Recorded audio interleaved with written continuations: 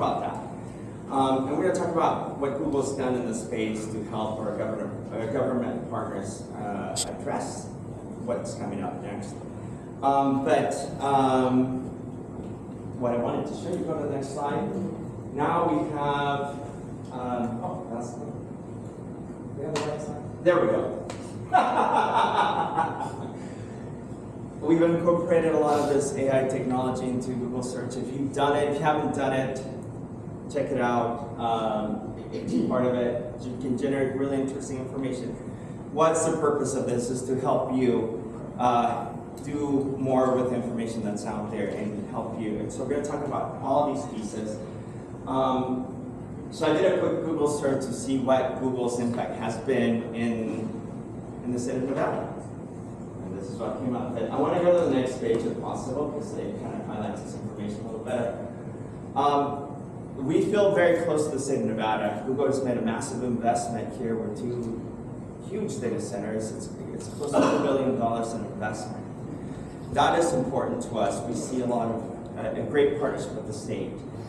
Aside from that, in everything that Google does, we like to quantify the effect Google has had and the impact it has on your economy. Our economic impact shows about $6.3 billion in 2022. That is in helping businesses that use our technology in different ways.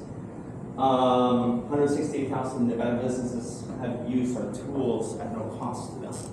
So we're really invested, and this is part of the theme of this innovation center, right? Is to help these, as Don explained earlier, is how do we help economies grow, business grow here in the state and help everybody here. More importantly, our goal has been with this shift in technology, how do we help the workforce be prepared for all the things that are happening. We have over 110,000 people trained in new technologies, and these are no cost to them. And we have more than almost 300,000 students who are learning our tools. These are all no cost. So this is the way that we feel we can invest in the people of Nevada, right? Is helping you transform and do things differently and taking advantage of this technology. So today we're going to talk about those things and the things that we do specifically with the government partners to address these things. So we're going to follow this agenda. Steve, you want to take it up here and do your introduction? Sure. Thank you. Well, we have a moment. If anyone seems to be running out of power today, we have a couple of power towers. And there are outlets on the floor, like I see one here, you can plug them in and you get 4 people plugged into a tower. So thank you, Don. That's the most important message for all of us. How do we get power? Because things die out. I'm Steve Duhon. I lead the team of customer engineers in the West. So things Texas to Montana and everything to the left of it. My team has 2 customers. You guys are obviously our most important customers. And then we also support the sales rep. So I've got a team of 12 engineers where we're around educating folks on Google and stuff like that. So what I love about my position is I get a broad swath of challenges. And it's fun to interact with customers like yourselves because a lot of you have similar problems and a lot of you have very unique problems. And that's one of the things I'll kind of talk about in one session is just kind of some of the stuff that Google's been doing over the last few years, in this space, in the cloud space. We were a little bit late to the game, and honestly, that was a little bit by design, but we're still playing catch up when we think of the infrastructure with AWS and Azure. But what's really cool is we bring some features to bear that really can add a lot of value. And because we're a little late, and honestly, thanks to Google Search and kind of our approach with Google in general, we're very open source driven. Our goal is to meet you guys where you're at. And that could be, plugging into something that's running on AWS or Azure or on-prem or something. So just know that that's, our mission is to support your mission. And it's not rip and replace, it's how do we add value to the systems and the features and functionalities that you guys are providing quickly, but also understanding that, rip and replaces are hard, right? I've been supporting public sector customers since 2006. And I've seen lots of 10-year, $100 million modernizations. And I think I'm not sure if I've seen more than 2 or 3 actually be successful. And none of them on the first try, right? It's hard. You know, a lot of those systems were built a long time ago with tribal knowledge and folks that are gone. Right? You guys have a lot on your plates, and picking up a modernization effort can be challenging. We want to help you, but help you in the right way to do that. And where we add value quickly that allow you to provide new features and capabilities to your constituents, your citizens, right? Without pausing things because you guys don't know that too. So I always like to start here because raise of hands, when you guys hear Google, is this the first thing you think about? Honestly, for me, it still is kind of. And what's pretty cool is 25 years old as of last week. Our birthday was last Wednesday, I believe it was. So pretty cool. But really the cornerstone of everything that we do. And really, when we set out to build, Larry and Sergey in the garage, when they set out to build search, these were their three kind of tenets, right? Had to be super simple, right? Everybody had to be able to log into search and be able to search what they need and get information like that. So speed was obviously critical too, but most importantly, security. But what I really like is that was their focus, but it was based on these three tenets, which have basically underscored everything we've done at Google since, right? And that's a lot. When you look at Google search, right? Billions of searches every single day. And what I think is really cool is 15% of the searches every single day are brand new. We've never seen them, right? That's pretty awesome when you see that we can do that. But it also tells you why we index the internet every day, right? Because there's tons of information pouring into it each and every day. If we don't index it, folks that search don't get the right results. 500 hours per minute of video is being uploaded into YouTube. Most importantly, it's being ingested, cataloged, transcribed, translated as well at times. A lot of processing going on behind the scenes. 4 billion photos and videos per day are pulled into Google Photos. We have 3 trillion photos right now in storage as the underpinning of this. 700 people using 700 million people use Google Assistant every month, and that's 29 different languages supported. That I think is really cool. And when we talk about a lot of stuff that we're doing today, equity is a huge part of what we're doing and how we're helping our customers, because it's something every governor, it's something every mayor, it's something every director is looking at. Is how do they make sure they can serve the constituents, that people can need their services, knowing that some people don't have access to the internet. A lot of people don't have access to something in their native language, and if they do, historically, the Google Translate widget is part of this problem. Right? Translate wasn't always great.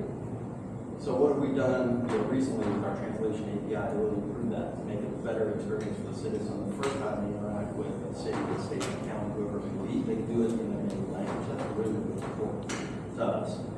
3 billion devices log into Android for updates every month. Right?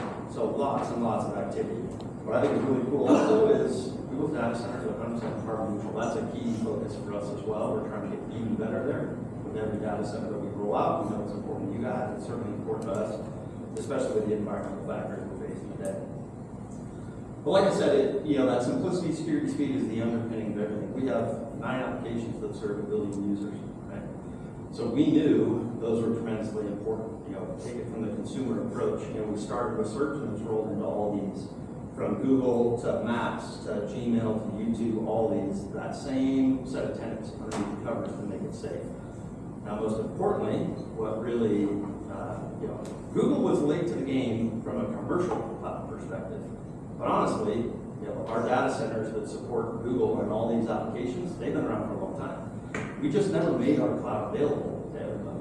It took us a long time to make sure we were doing it the right way and get the services out there that we wanted to support, to really truly craft Google Cloud. And that's where we are today. So again, the same tenets underneath the cover. So when you look at all the networking, all the security, all that infrastructure that we have underneath the covers that provide search worldwide, that is the basis of Google Cloud. We run one of the largest networks in the world.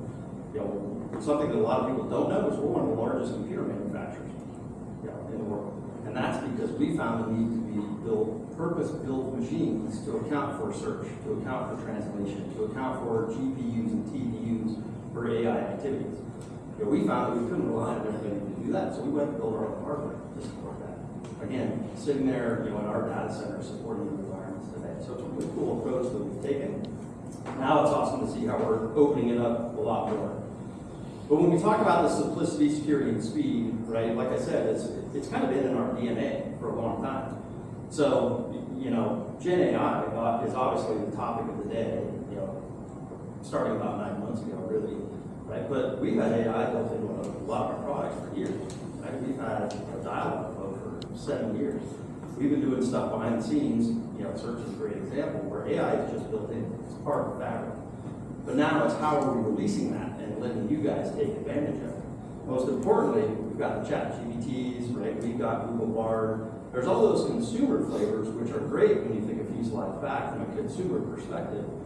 But that doesn't necessarily effectively make its way into your applications, right? Those are consumer type approaches. So figuring out where's the best restaurant to go, you know, how do we do things like that? It is, you know, it's a great feature and it definitely has its purpose, but it really is how do we take the enterprise AI underneath those things and bake those into your applications so that you guys can do more with your applications and with your data. Citizens can do more with the applications and data. You know, at the end of the day, all of us want to be able to log in and be known as Steve, the one person across all the different city applications I have access to, county applications I have access to, state applications I have access to. But most importantly, understand, hey, what kind of services do I take advantage of? But what services are out there that I don't even know about, that I'm eligible for, need to be aware of? So that's really where we want to go, where AI is that machine working behind the scenes to really educate the citizen on how can they work with you folks from a more effective and efficient way to get the services that they need in a much more fast and effective way to do it. So we embed AI into really every product that we have. You know, one nice thing I'll talk about here in a little while is there's something that we do. We recognize you guys from a purchasing perspective, right? It's budgets, you know, yearly budgets, maybe, you know, every other year budgets. It's hard, right? Cloud is awesome because, you know, you pay for what you use. But the problem for our public sector customers is sometimes that can be a real strain on their budgets because a lot of times, right, cloud's new enough that it's hard to know exactly what you need, when you need it, and why you need it. So what we've done is we've come up with an offering, a subscription agreement that allows for fixed-based pricing by month. So what my team does is we work with you guys to identify kind of what's the workload, what are you trying to do in the cloud? And that could be as small as developing one application. It can be as large as migrating an entire data set. I've seen everything in between. And we work with your team to kind of figure out, you know, what does that sizing look like? What does that ramp look like? Let's come to that final number. And if it's a year term, let's divide it 12 and make it the actual monthly payment. So I'll talk about that at the very end a little bit more because there's some other additional features there. But we recognize the fact that it's hard for public sector to purchase, you know, commodity type things that are priced, you know, per minute, per second, per hour, because they can shift and change. And what happens when something new becomes available for you for an application, but maybe you haven't accounted for that, that can bump the price, right? That can be challenging for you guys to go back and ask the legislature for more money, go back and ask the city manager for more money. So we offer a real cool program there for our public sector customers. I talked about before on the bottom left, right? We want to meet you guys where you're at. From a security perspective, we've taken all the security underneath all of our consumer apps and we apply that at the cloud level. And most importantly, you know, we are our own public sector entity. We did that for a number of reasons. First and foremost was to separate ourselves from Google even more, right? We are not engaged with the commercial team. We're not engaged with the consumer team other than taking advantage of a lot of the architecture they put in place. But we never have access to your data. We don't want it. We shouldn't have it. The only time anybody at Google can actually get physically into your environment is like if you have a support ticket and you authorize somebody to jump in and help. That is the only way. But when you throw up a Google Cloud as yours, it's in your environment, you have no access to it. The ads team has no access to it. Those folks have no access to it. That's really important and a key tenet of Google Cloud security approach as well. You know, just like everybody else, we know that you've got FedRAMP, HIPAA, CGIS, things like those type of requirements that are really important. We understand that. We support that stuff too.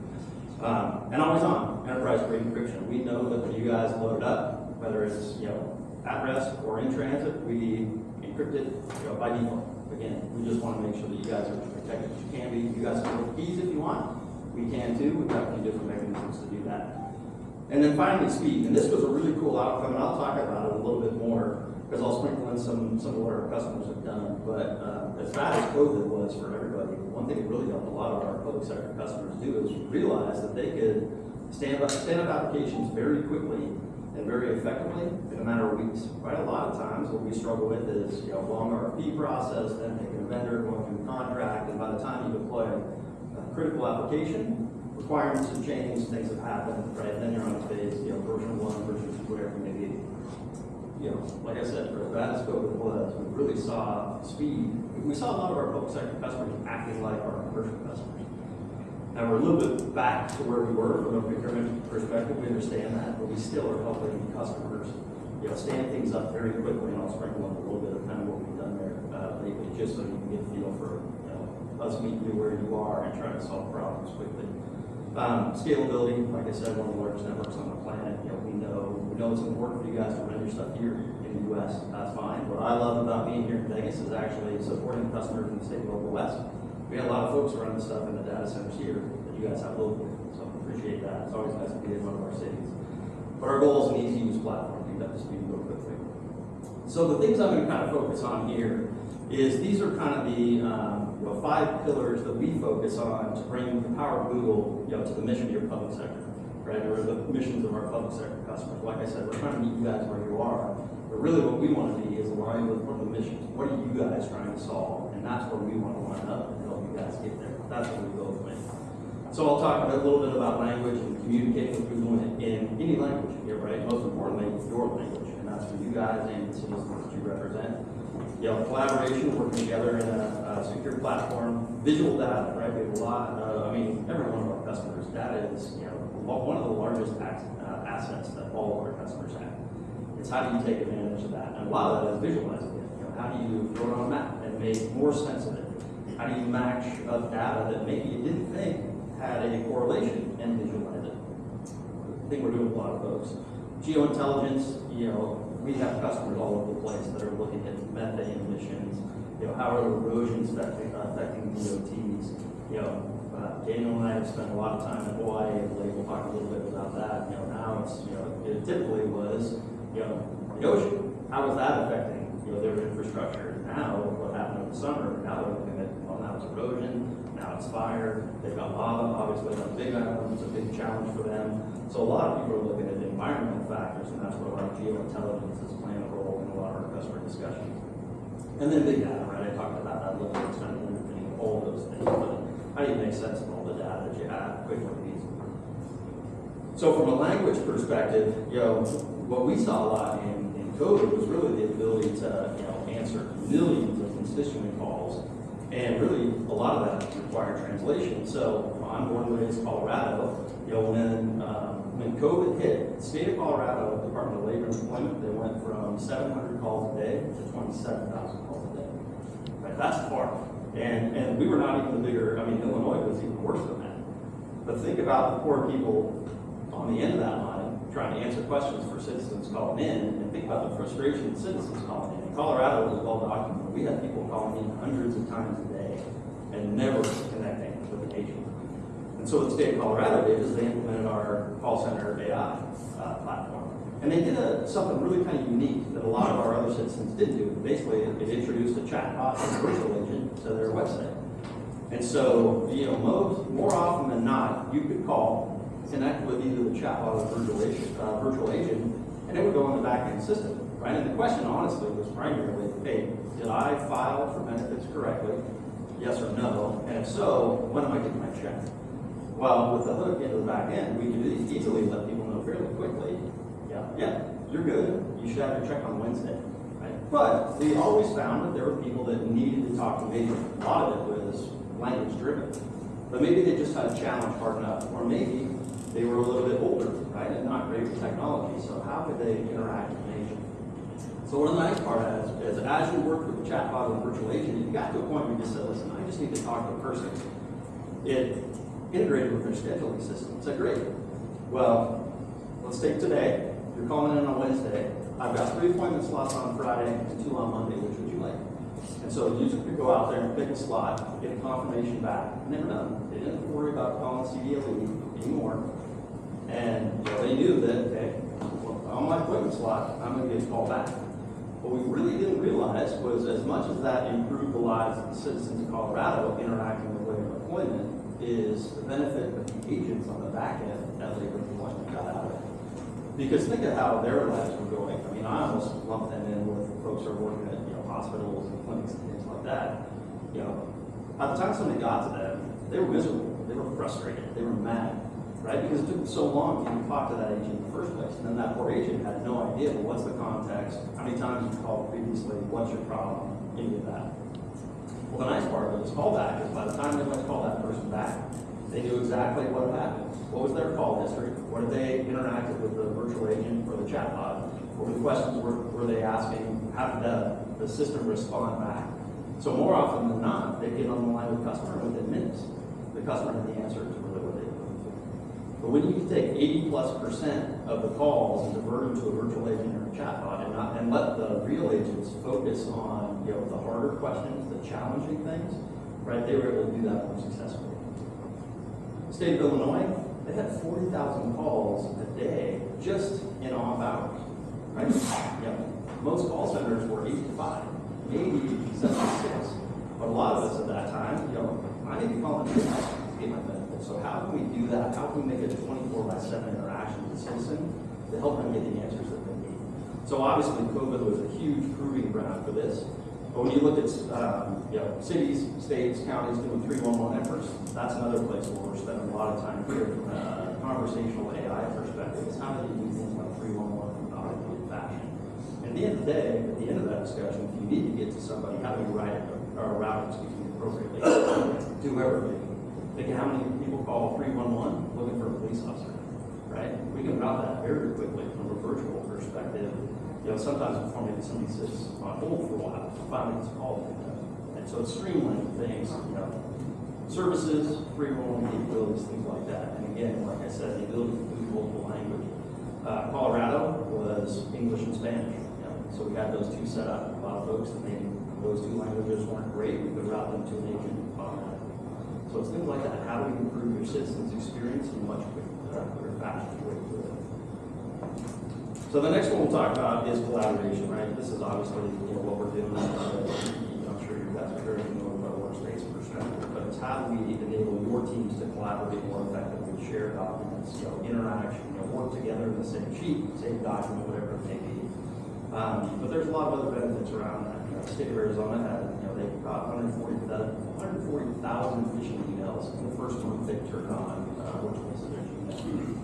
That's really important. That took a lot of load off their security team and their admin team to do that.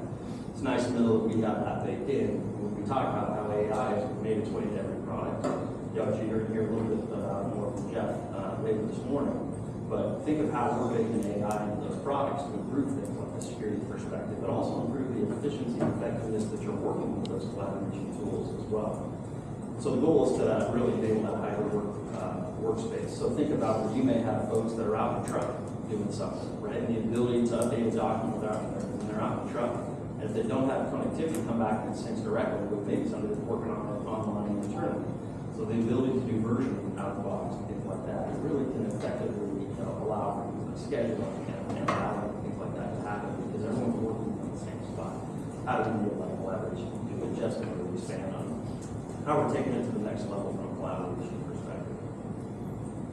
So visual data, right up the goal here is, like I said, is you've got tons and tons of data. But think for a minute your operations departments, the folks who are out in trucks, the folks who are out,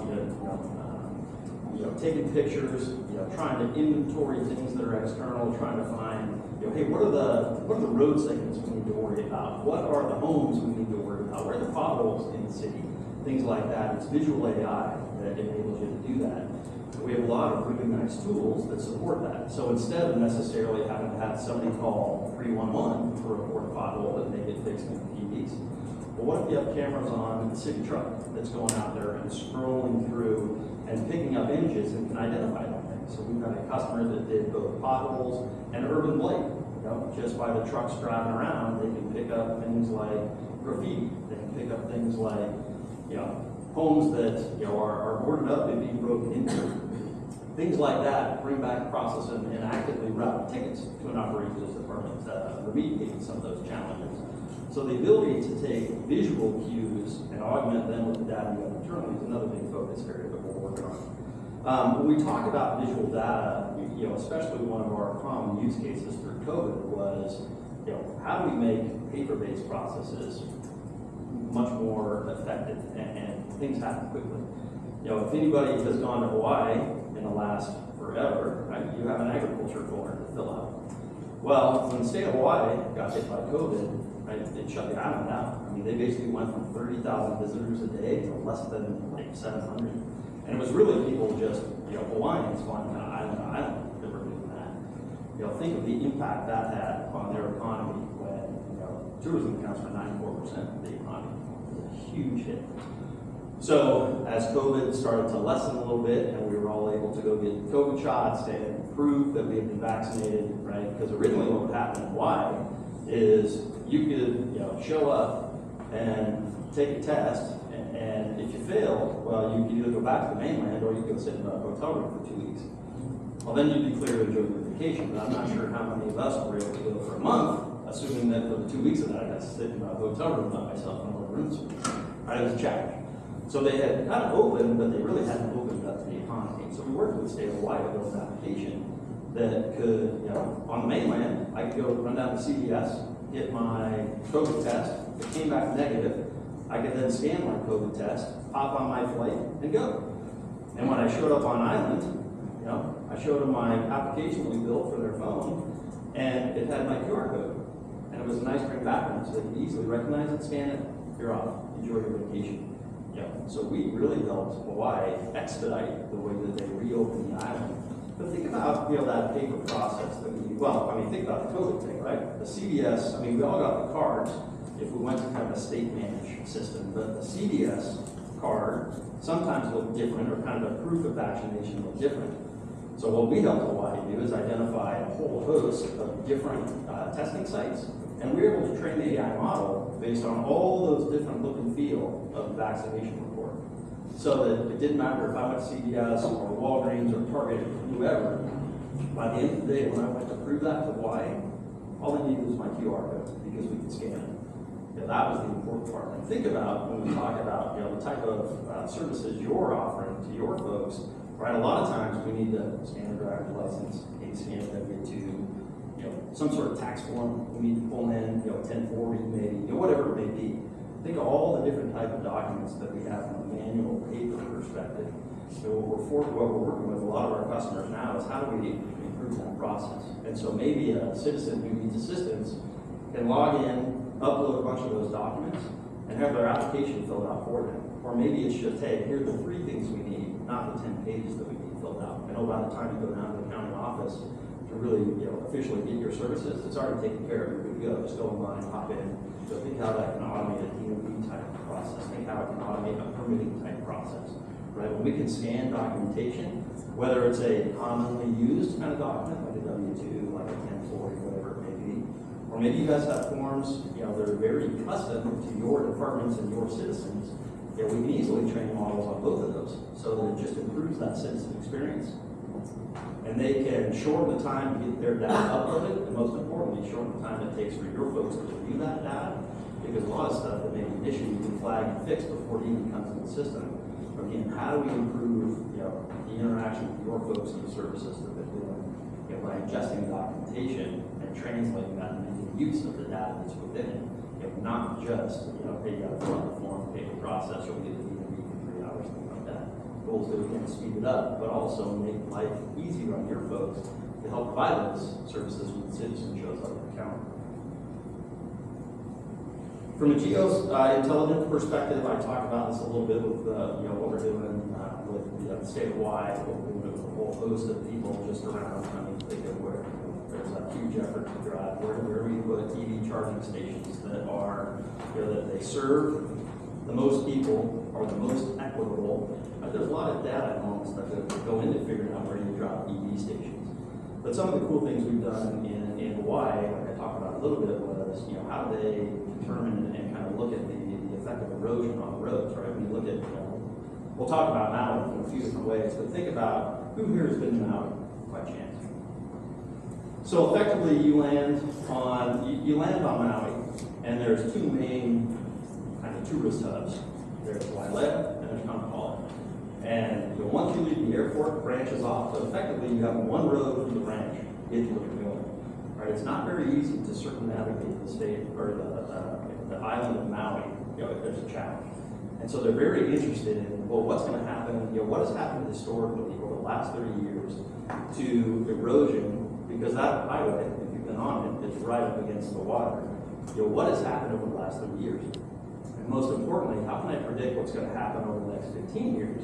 So they know, okay, where do we need to make road improvements now to make sure that, again, the travel and tourism industry is running like a fine-tuned machine, right? Because if they lose access to Kampala, that's a huge hit to their tourism. Same with Wailea. So what they're looking at is, hey, what do we need to do from an internal architecture perspective, an infrastructure perspective, to make sure that we can support travel and tourism? So that's kind of where they started. Then they started looking at, with things like some of the visual AI and what we can do, how do we take advantage of using AI to go figure out that, because of some of the limitations they have on highways, they have areas where tourists can do dumb things and want a selfie or want a specific picture, and they step out of traffic and get hit. It's been a challenge in a certain corridor for Maui for a long time, and especially on Oahu as well. So one of the things that they're doing is they're looking at, hey, how can we build in analytics around some of the safety implementations that we're doing? So maybe where have we put rumble strips? Where have we put crosswalks based on things that we've seen historically? And most importantly, once we do that, how do we track, manage, and monitor to figure out, hey, did that rumble strip even help? Did we put it in the right place? Do we need more of them? We put a crosswalk here, but people are still jaywalking 2 blocks back. Do we need another crosswalk there? So it's the visual cues and the analytics with all the data that's coming in from their field operations, from 911, those type of folks, that is all coming in together so they can make fast, analytical, information-based, and data-based decisions to figure out, is the stuff that we're doing right, and what stuff should we focus on in the first place? So it's really cool there. I'll touch on it a little bit more, but some of the stuff that happened with fire kind of lines up with that. We touched on the improving the civic planning and the IIC tools, right? It all kind of comes together. We'll move over to big data, because really, at the end of the day, one of Google's key focuses is how we look at data. I mean, our goal is to organize the world's data and make it really accessible and available, right? We want to do that for you guys too. We know that you guys have data that you share. You have data internally that's already siloed that can be hard to mix up together. When we talk to counties, cities, states, oftentimes they're trying to share data with other organizations as well. And how do we get that to match up in a secure fashion? Right? A lot of people don't want that, slices of their data in their environments. But how can we still make that data available across those walls, but make sure it's done in a secure fashion? People that have access to it should have access to it, things like that. People that don't need access to it can't get access. But how do we make the data more available across a lot of that? And a lot of that streamlines into what we did recently with Maui, right? I'm sure everyone's aware of the fire that rolled through behind us, basically just demolished that town, right? And it was, one of the challenges that they had was, people needed food assistance, they needed places to live, they needed money, they needed clothing. There were a lot of people that jumped in the water literally to get away from the fire. When they got pulled out of the water, they had nothing left except a shirt on their back, literally. Right? And so the problem then was, well, how do you go get all these different flavors of help for somebody who lives in Lahaina? Right? And so FEMA was involved, HUD was involved, Maui Fires, which was kind of its own little aid, was involved. But think of how many different departments for the state of Hawaii were involved. The city and county of Maui. At the end of the day, you may have to call 15 different phone numbers to make sure you have all the aid that you need. Or maybe it was 20 different websites. The problem was a lot of people didn't have access, right? Think of how many people were trying to get that aid, right? It touches back on a lot of the challenges we had in COVID, right? It's just how do you go get the information? And one of the neatest things we've done, and you'll see this later this afternoon, is what we've done with AI around search, right? Because at the end of the day, we always go back to Google search. But how can we provide a Google search type capability internally to you folks, right? So Google search on your stuff, right? We've had some, for a long time, Google had kind of an internal search device that you would deploy internally, right? But think about in today's world, if I needed help in an alley, right? Maybe I was going to some city websites, county websites, state websites, and then we'll just call them external websites, 4 different places to look. And probably you could, pull that, whatever it may be. But what if we could take Google search capabilities and point it at those specific target zones, so landing pages, and basically educate Google search to start there first. So what if we could take our Google search capability and point it at the HUD site for the Maui fire, the FEMA multiple sites for the Maui fire, all these different websites, so that if anybody in Maui searched on those were the first results that came up on their Google search. Now all the other stuff from all the indexing we do every single day, they still show up, but they kind of fall a little bit below the most critical stuff that bubbles up to the top. That's how we've taken our AI capabilities out of Google search and provided back to our customers. So what they can do is do targeted search campaigns capabilities within their own departments. Think about the ability to do that when people onboard, right? A lot of times when we onboard, it's a 200-page manual to try to navigate through. What if we could index that and pop it up on your website so people just do a Google search internally and get to hey, how do I file a vacation request internally? How do I go apply for long-term benefits internally? A lot of times that's hard to find internally. But what if we could point a bot at it, conversational AI at it, or a chat bot run internally that's already indexing the documents you want indexed. And most importantly, it knows that when Steve is searching, there's a whole host of documents he should not have access to. Don't return those search results. But based on Steve's role, where orders, whatever it may be, we can pull out some things that he can take advantage of. So that's the goal too, is how do we take all of that AI capability and bring it back and basically turn you guys into your own mini Google, right? With all those tenets of the covers support. So something cool that we're really doing. So I've talked for quite a while. Any questions about kind of the areas where we've helped government over the past? We've got a lot of really cool stories. We have a lot of reference slides that I kind of touched on here that we can always share. Like we'll share the slides and stuff like that, but I can drop in some reference slides if folks are interested. But it's been really neat to work here to see some of the things that we've been able to work with the customers on. Interesting challenges to solve. And that's what we want to do, is get solving with you. Let's find an area where you guys have had challenges. Let's go find a creative way to fix it. So I'll go back. I touched on this briefly, this Google Cloud subscription for the public sector. Again, we only offer this to our SLED customers and our Fed customers as well. But commercial customers, they can't use this. And a lot of our competitors, they don't have it. But a lot of us came from a place where we were selling enterprise systems for a long time. And we had kind of an unlimited license agreement, but it really didn't fit the bill either for cloud. And this is kind of what it molded into here at Google.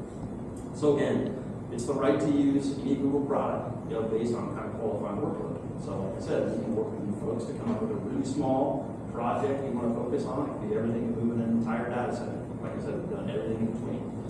And we just kind of work with you to size it, scope it, figure out what's needed, and we can add to it.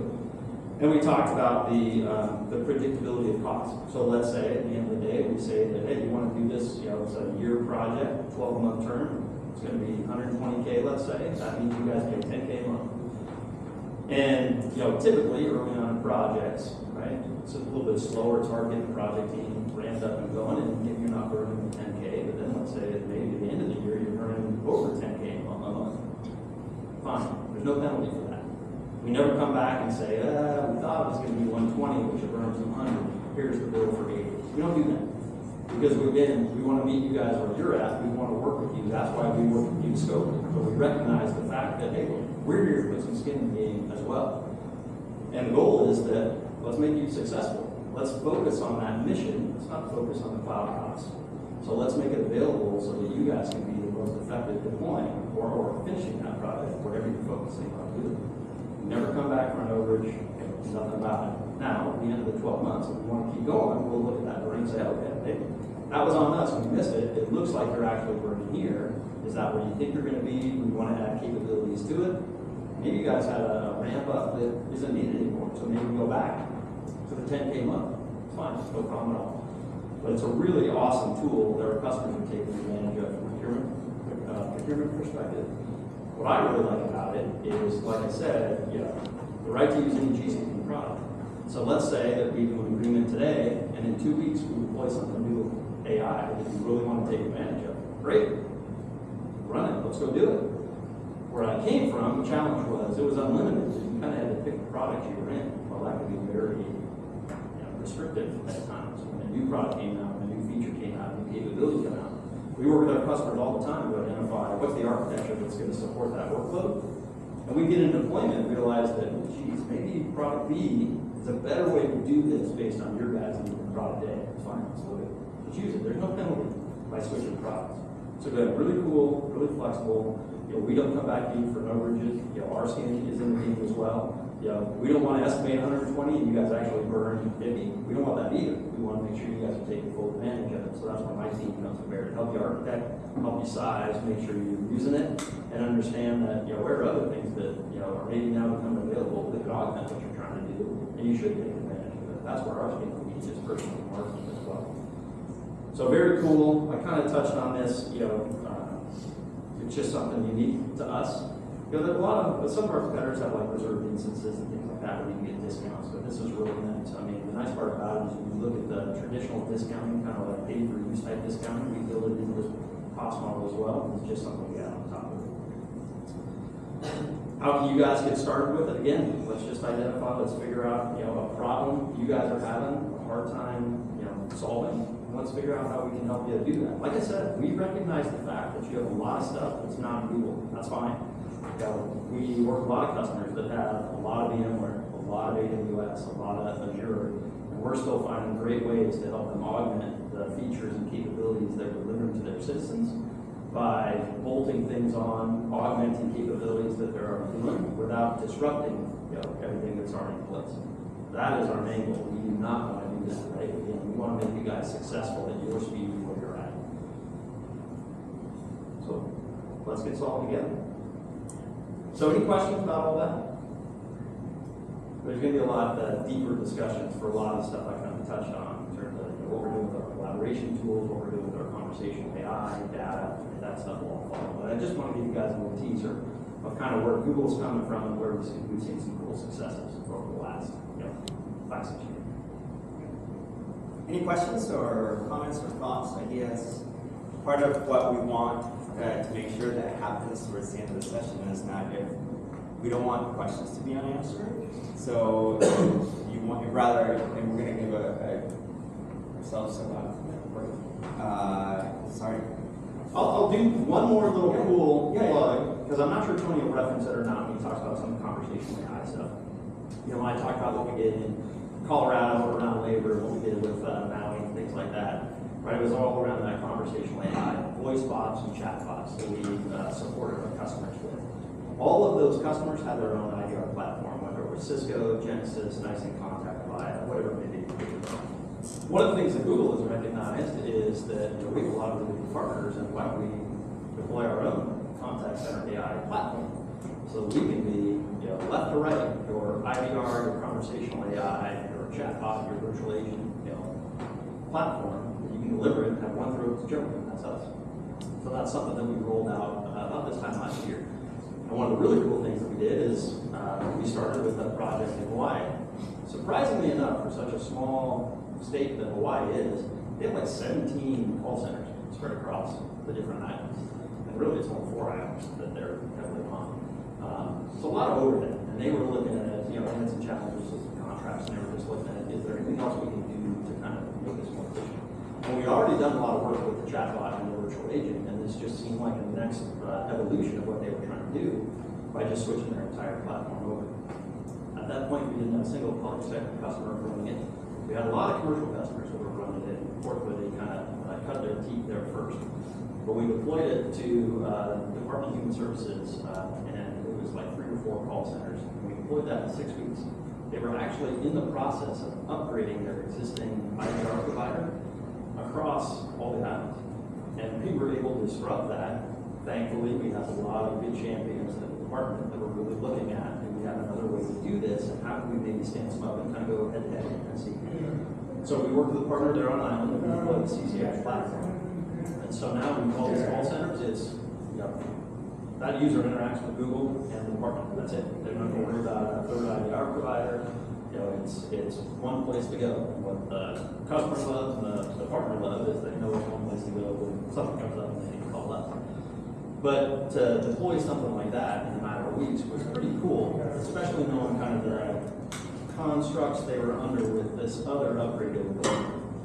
So super successful, they loved it, and now they're looking at expanding it across the board. And let's go back and Lahaina fires hit, right? And again, you know, it was they had thousands of people calling for help. Well, they recognized how quickly that us and the partner would deploy that CCI platform. Previously, they came back to us and said, "Hey, if we do this and just stand up effectively the Maui, you know, fire call center." We're like, "Yeah, no problem." 17 hours later, it was live. And that is awesome. And again, I think what that harkens back to is, you know, we want to help. We want to find a challenging problem and help you guys solve it. And we want to help you solve it. It goes back to those 3 tenets: securely, simply, securely, and fast. That's sorry. Speedily. Right, speedily. But it, you know, it's really cool when we can say that we help a public sector customer deploy a new technology in 17 hours. Now, obviously, there was a lot of stuff that we had proven out in that original deployment, but still, I challenge you guys to think, you know, you got to roll it out, you know, something on scale that quickly. You know, we have a lot of stuff under the covers with Google Cloud that allows us to do that. Again, like I said, we've been a public cloud provider for a handful of years, but we've been a private cloud deliverer, you know, for 25 years now. Now we just turned 25 with birthday. So everything goes back to that search and the original thing, and really how it spawned everything that we're doing today. So again, let's find something challenging. Let's figure out a cool way to fix it. So that's it. Thank you, Steve.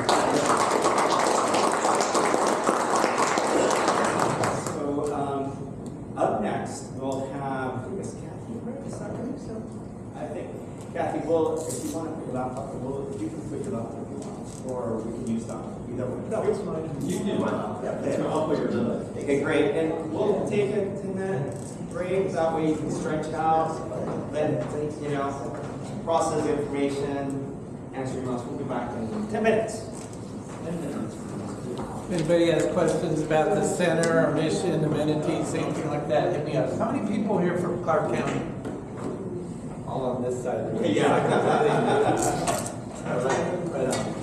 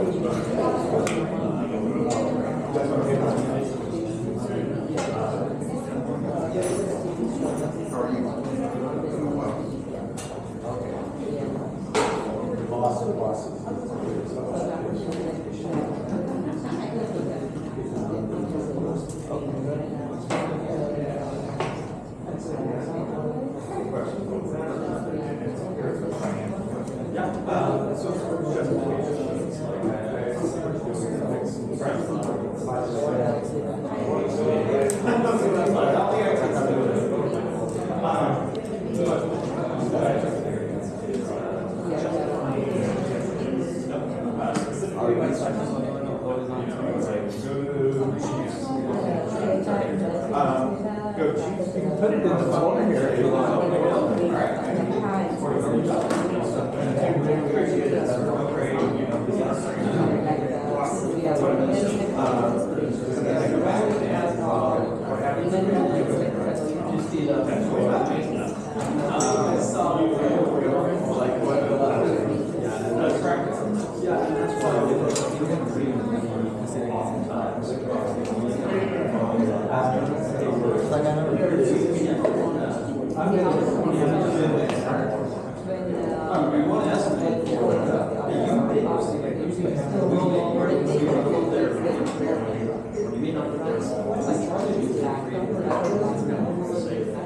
there is students on our and that's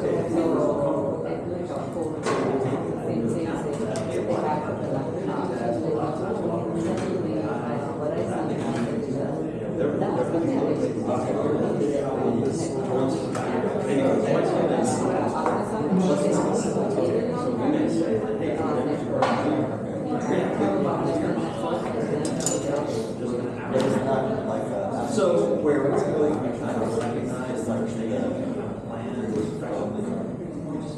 where they it's still not, but we know that it's something about the 9 months ago.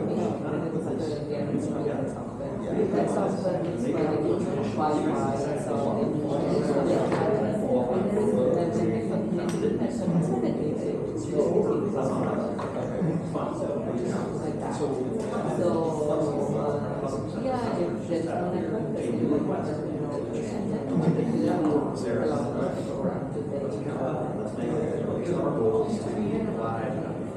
same thing also. It doesn't matter whether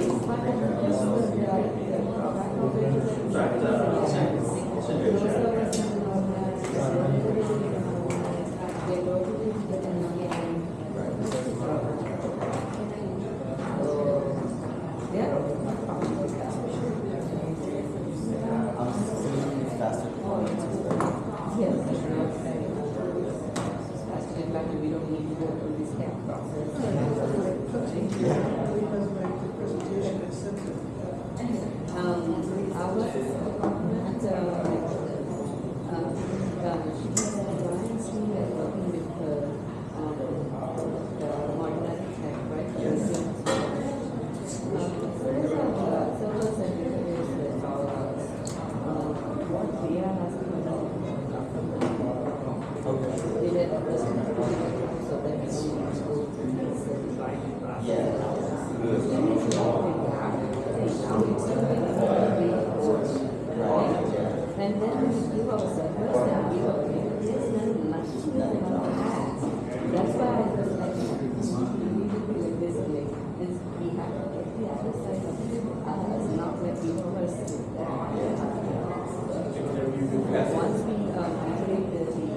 Application is done, is great. $3. My password is like 2 characters short.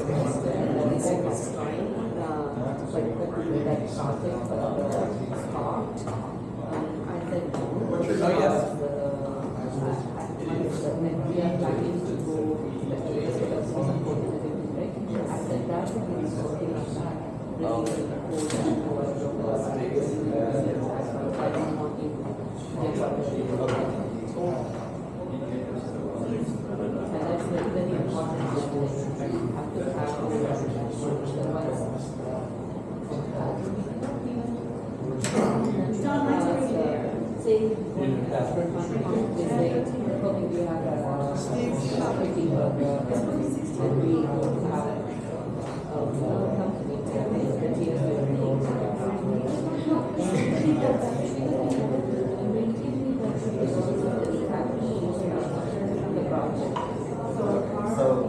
When you set up a sandbox, trade right there.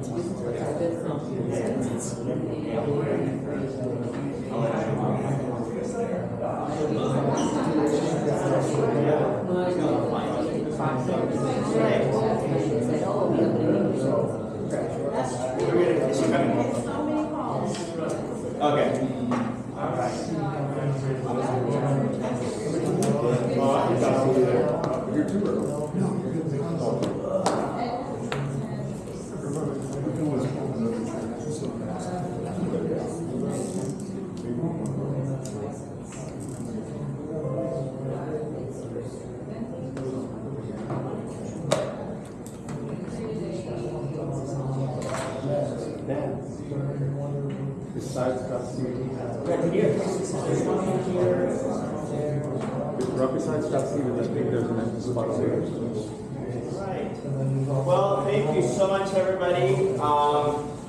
Do not rely on the clock over there. It's, I believe, half an hour off at best, maybe more. But so it's we have 10 o'clock. Thank you. Hopefully that hopefully Steve kind of sparked some juices in your brain about things to think about and how to use some of the technology we're talking about. Right now, we're going to talk about security, the second component that is really critical, and what Google does to keep your data safe, and also what we do with our clients to help them stay secure. So, Kathy, thank you so much. Thank you. Hi, I'm Catherine Cruz. I'm a practice leader for Vandy Consulting, which is part of Google. My area is the West, so everything west of Texas. And I have a colleague who handles East, and then we kind of took the point for some of the middle. I couldn't help but notice coming in today on Uber, MGM Grand, and Caesars. And I think if you live local, those have been in the news a lot. And we're going to talk a little bit, not about them specifically, but about how threats today have evolved from ones we knew 2 years ago, 5 years ago, 10 years ago, because there has been evolution. But Vandy is known as, we're known for a lot of things, but the two things that will always come top of mind is our threat intel, which is second to none, and being involved in major incidents globally. We helped Ukraine when Russia invaded and attacked. We've been helping them for 2 years because they knew when Russia invaded that they would do it both cyber and physically. We've been involved with solar winds, a whole bunch of them. We never talk about it publicly unless our clients say that we can, because we don't want to disclose that information. Although I will note that there will be a new law in January, which is if you are a public company, you must disclose it. And so right now, if you're a public company, you have to disclose anything that is material, and you decide what is material. But what's interesting about MGM Grand and Caesars is it brings up the age-old question, pay or not pay. One paid, one didn't pay. There is no right answer. The FBI for years has always said don't pay. They've softened a little bit on that. But don't forget, we're dealing with bad people. So the fact that you pay doesn't mean you get what you want. These are not people of high integrity that are working under ethics rules that you work under that are going to do what's honorable. So paying is no guarantee ever that you're going to get what you want back, which is your data. But it did bring up interesting in similar industry. Two large companies took two different approaches, and again, neither is right and neither is wrong. It's just how you decide to handle the crisis. So we're going to talk today about the threat landscape, about active threats to government, also education. Major shifts in collaboration and response. A lot of that is driven out of the need because of how the threat landscape has shifted. And we're going to talk about what can you do, right? What can you do? Because it seems like they're pretty big. You know, the main actors are China, North Korea, Russia, and Iran. They have a lot of resources that they pour into this. They're very well funded and they're very motivated. So what can you do? You have your information security department, there's 5 of you, 3 of you, 15 of you, what can you do? Because it feels sometimes like, how can I fight this? Am I just doomed because we're outnumbered? What if enterprises, what if you, in your job, in your area, or your department, or your board, your commission, your institution, what if you were building on the same platform and could use the same tools and practices that protect Google? What if you could do that for your entity? We attack the parent every day. So we attack Google every day. We do hunting, we do attack surface, we do something to attack Google every single day. Because it is something that you have to pay attention to and you have to be very active in it. So every day we attack the parent. But what if you had everything that's the same, that was built on the same platform that protected Google, right? Is it doable and reachable with the threats that are out there, with budget, with resources? We think that it is. And we like to call it enduring security. I know there's a lot of different phrases like we have to be resilient, or we have to be proactive. We do use proactive, but it really needs to be enduring, not a one-time thing. So let's talk a little bit about the threat landscape. And here's some statistics you can get in our we do an annual publication called M-Trends. It's on the Mandate website, and I invite you to get a copy. So 16 days is the average dwell time. That is the average number of days the bad actor is in your environment before anything happens or you know it. They've been there for 16 days. That's the average. You know, there is a misconception that bad actors go in and act right away. It's a matter of milliseconds. So how could we have defended? They were here, they got it, they're out. You know, within 5 minutes it happened and we didn't know. No. Most go in, get in, do reconnaissance, figure out what's going on, try to move laterally, try to get your credentials, figure out your crown jewels, take them, encrypt them, and you're done. But the average dwell time is 16 days. The other is they can retool in 7 days. So a lot of the threats that we see are variations and mutations of ones that have a defense against them. So we figured out how to resolve them. They figure out how to mutate them. And they can retool in 7 days. Governments can't, right? You just can't. So your best offense is your defense, since you're not going to be able to retool at the speed at which they can retool. 63% of the time, the organization, the entity has been notified externally that they have a breach. They didn't know it. Either their MSSP, the bad actor, someone externally to them has said, you have a problem. So it was not caught internally.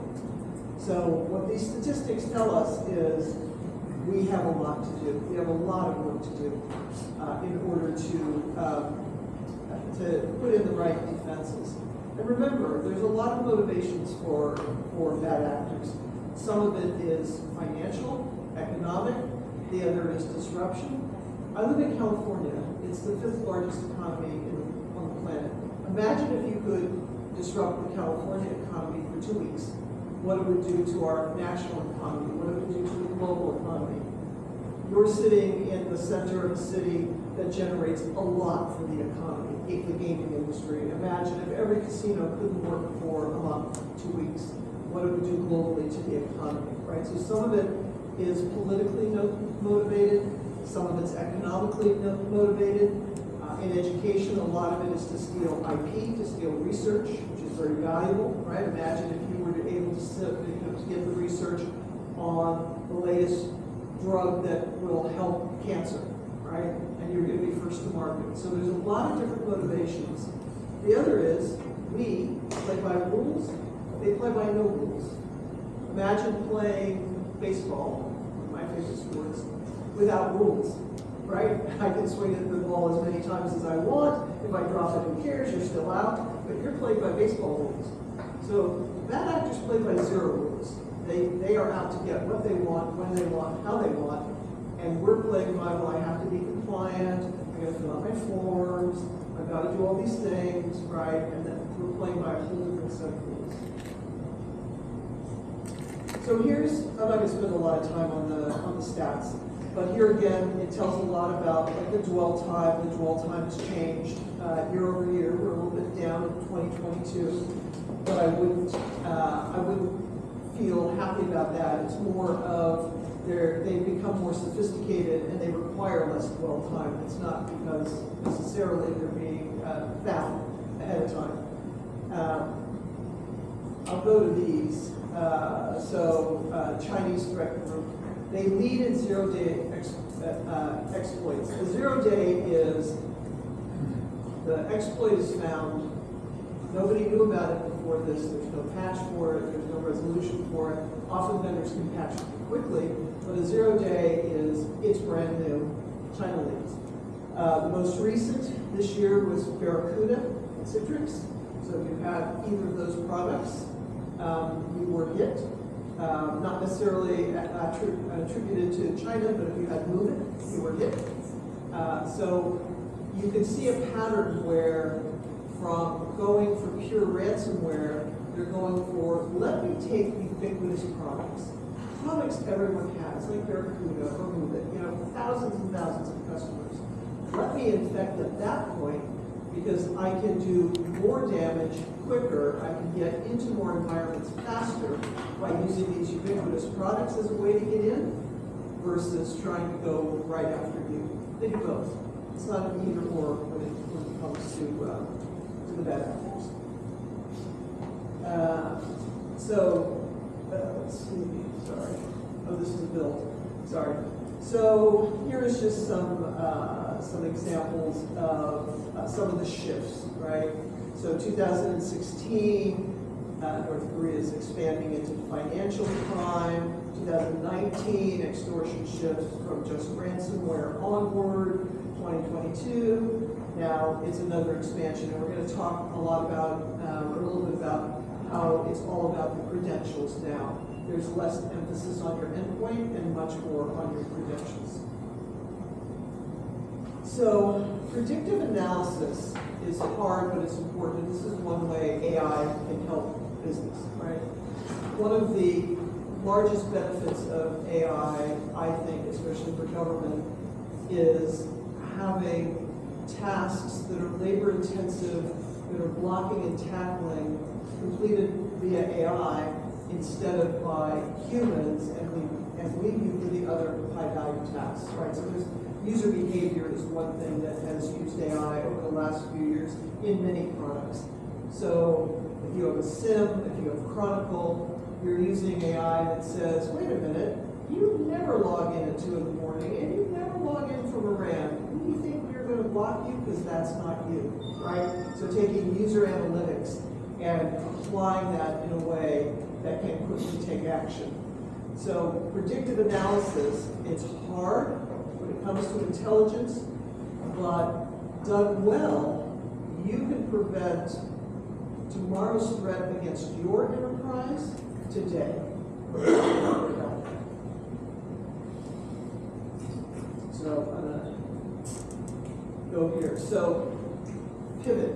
I talked a little bit about, we looked at threats 5 years ago, 10 years ago, even 3 years ago. The bad actors, the threat actors are pivoting, we have to pivot.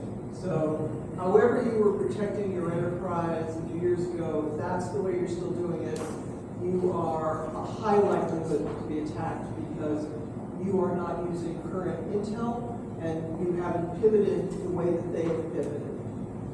We'll talk a little bit, one of the biggest threat actors is ransom as a service.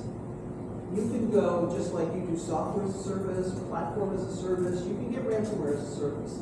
And you can pay somebody, then you can both purchase the licensing to it and then pay somebody to execute it for you. So you don't even have to have the knowledge and abilities to do it in order to execute it. I told you, they're smart, they're well organized, and they're well funded. So pivoting, TTP, tactics, techniques, procedures. This is what a bad actor will adopt. You have to be knowledgeable and aware so that you too can shift to defend against them. New threat actors every day. Again, when you buy it as a service, it opens the door for people with money that want to disrupt. Sometimes they want to disrupt an industry in order to do something in that industry. Imagine if an industry was in complete disruption. You might be able to purchase industries for a lot less because of that disruption. So there are many extenuating ways. It's not just for governments trying to attack businesses and organizations. There are lots of motives that are behind it. So when we talk about threat intel, and this is one of the areas that Mandiant is well known and is used by global governments. I'm not going to ask you to respond out loud. You can answer it for yourself. My organization can focus more time and energy on trends within cyber that are critical in terms of threat intelligence. So do you agree or disagree? 79% agree that they can focus more time and energy on trends within cybersecurity that are critical. And what level of concern do you have that your organization might be missing real threats, incidents, due to the amount of alerts and data that you are faced with? So one of the key findings when we're helping organizations is over-alerting, not doing intelligent alerting. You're alerting on everything. So everything that looks the same. right? If you have too many alerts, you just don't know which one should I really be focused on. And by the time you get to the one that really matters, it could be too late. So threat intel can help you hone on which ones should I really work on and which are the ones that are benign and we can ignore. So active threats to government. And this is our forecast.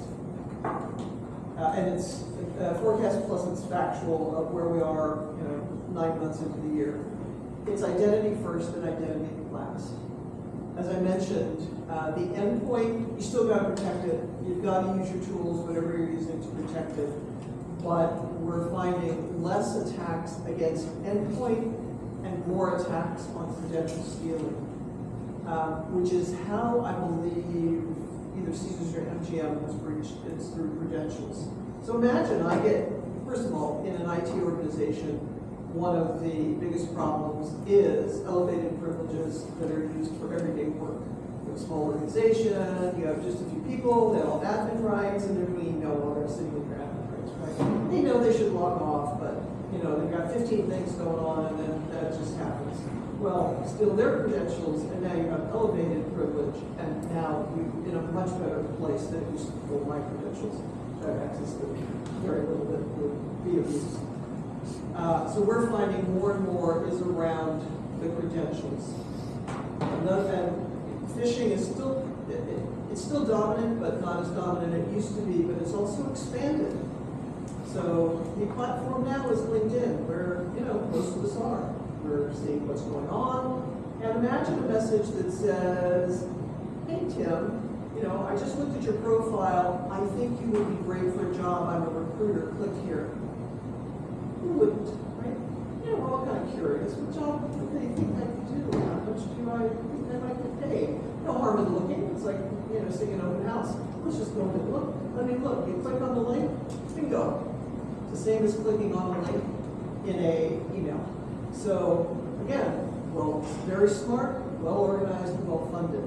So when you do security awareness now, it's expanding it far beyond, please don't click on a phishing email. Phishing is big. You can find out easily people that work in government with phone number. If I find your phone number, which these days may not be your desk number because that was abandoned during COVID and you're probably not using your desk number anymore, because maybe you're working hybrid, sometimes at home, sometimes not, I can now send you a phishing message, text you. So now I got you.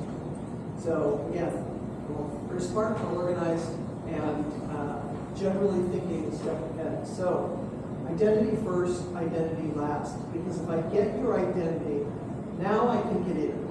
Now I can move around. If you don't know I have your credentials, I will exceed the average dwell time. I will absolutely get lateral movement. I will find your crown jewels. I will sit and wait. I will figure out my payload, and then I will strike. And you probably will be unaware. So, although, again, we care about the endpoint, so please protect it. It's identity first and last right now. That is the tactic. And it's harder to prevent them being stolen because it comes back to behavior. It's all about human behavior, not necessarily the technology. So we see a widespread rise of info stealers and credential harvesting.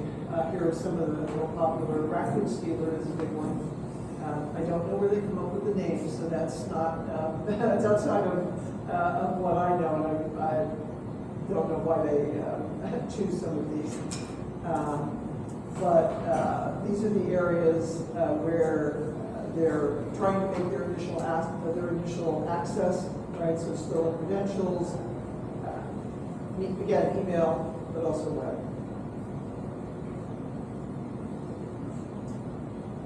Let's see, I think we went there already. Here's just some stats, right? So there's an increase in the number of info stealer advertisements across Russian and English language criminal forums, or on all the forums. We have people globally, they're not just US based, in all of the darker places that you could possibly go. We're using AI against that as well, and that's where we gather our intel that we make available to our clients as well.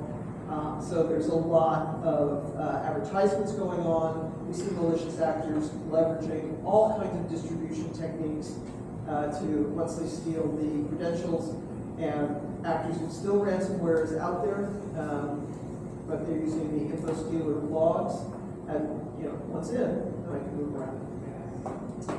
We're seeing more extortion and less ransomware, although ransomware is still pretty prevalent. And extortion, again, if you're dealing with bad people, might be, I have your data, I have just stolen all the data from the Health and Human Resources Agency, so I have PII, personally identifiable information, and I have PHI, protected health information, and I'm going to make it public unless you give me $10 million. So you pay the $10 million and the information goes public.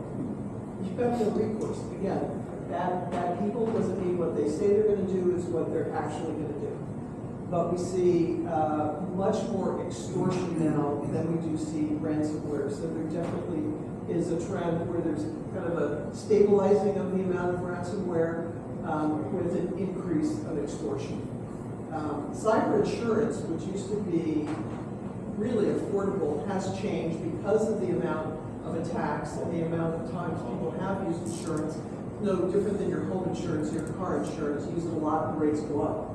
So now not only do the rates go up, but there are certain conditions. You must do a tabletop, you must do a quarterly, you must do these things, in order to have cyber insurance. It's not just A, it's now you must do things to prove.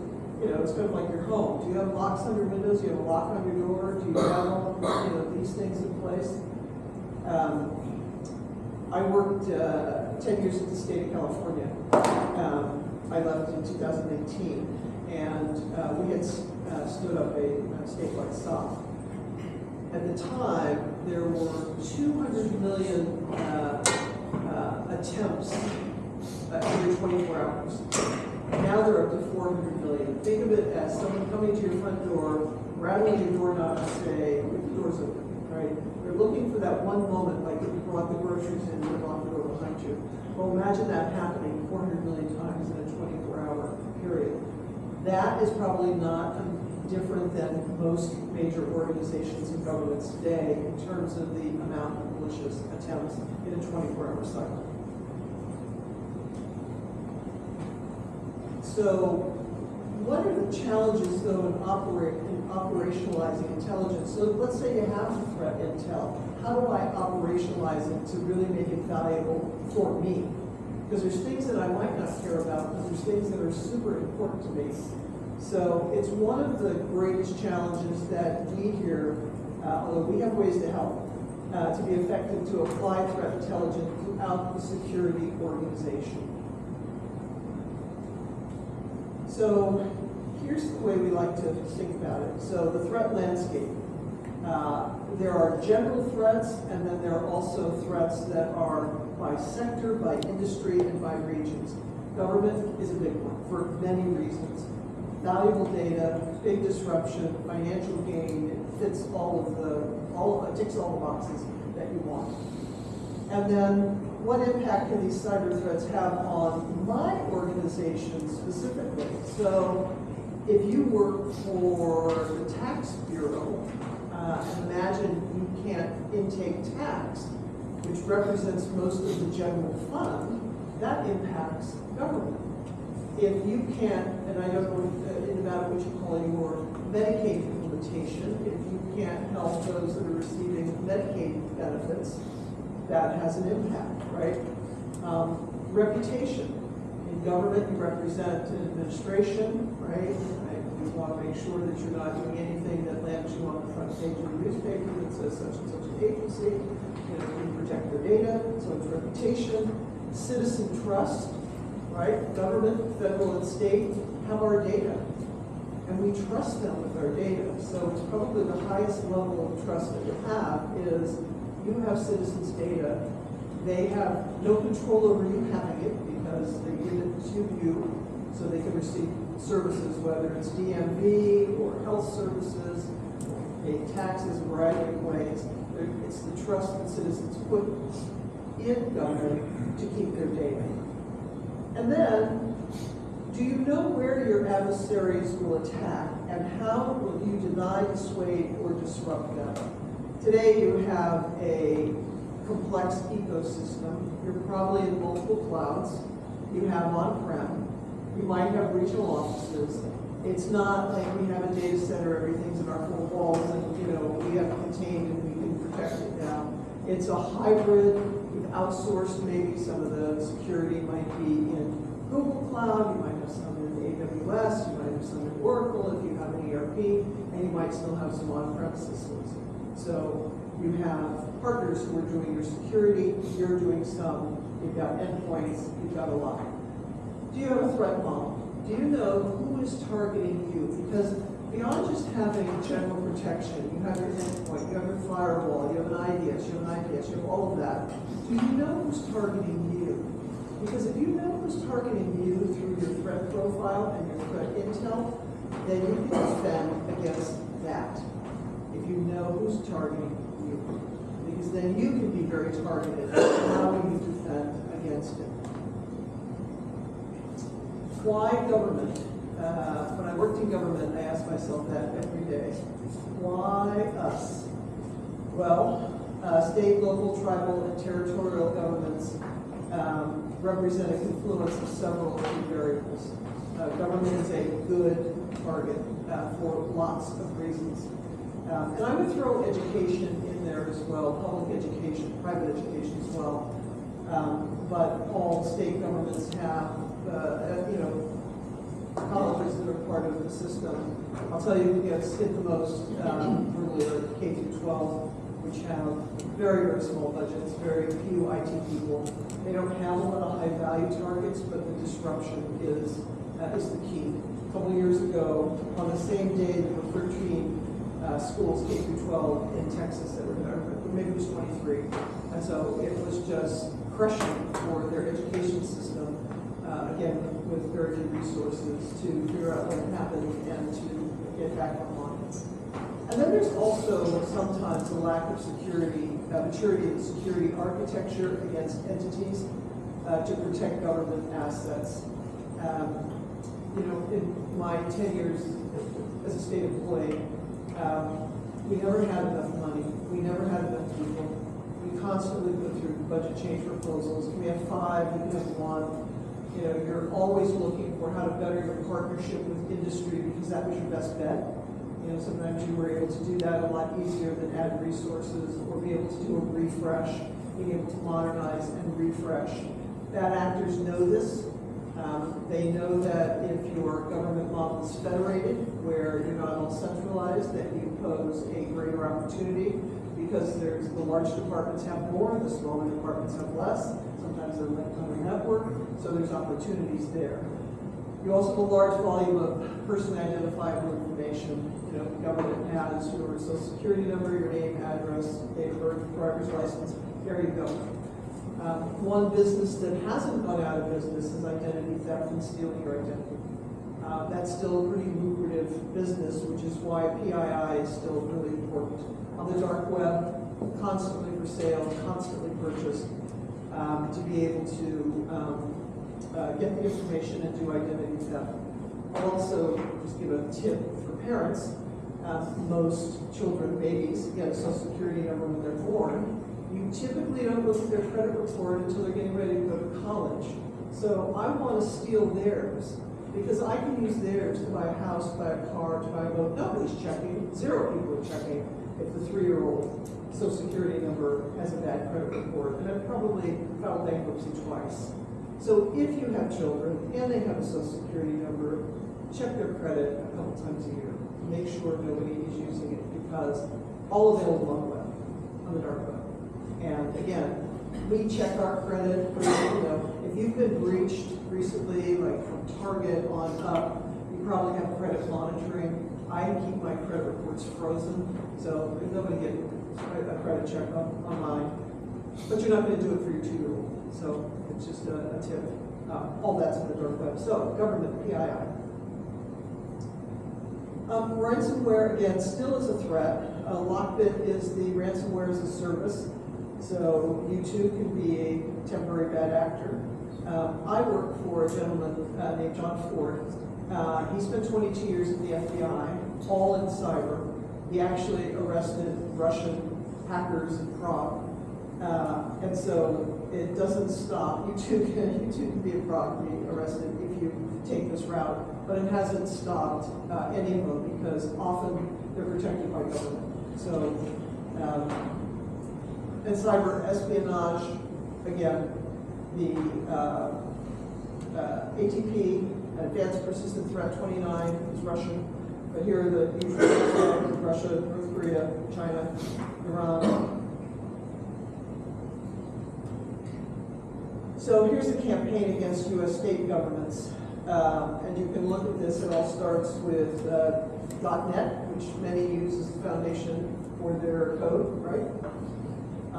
Started way back and keep progressing with different exploits, 6 U.S. governments. So once they find this works, and that's what makes government so rich, there's 50 states. So if I can get in one, I can probably get in more because there's a lot of commonality.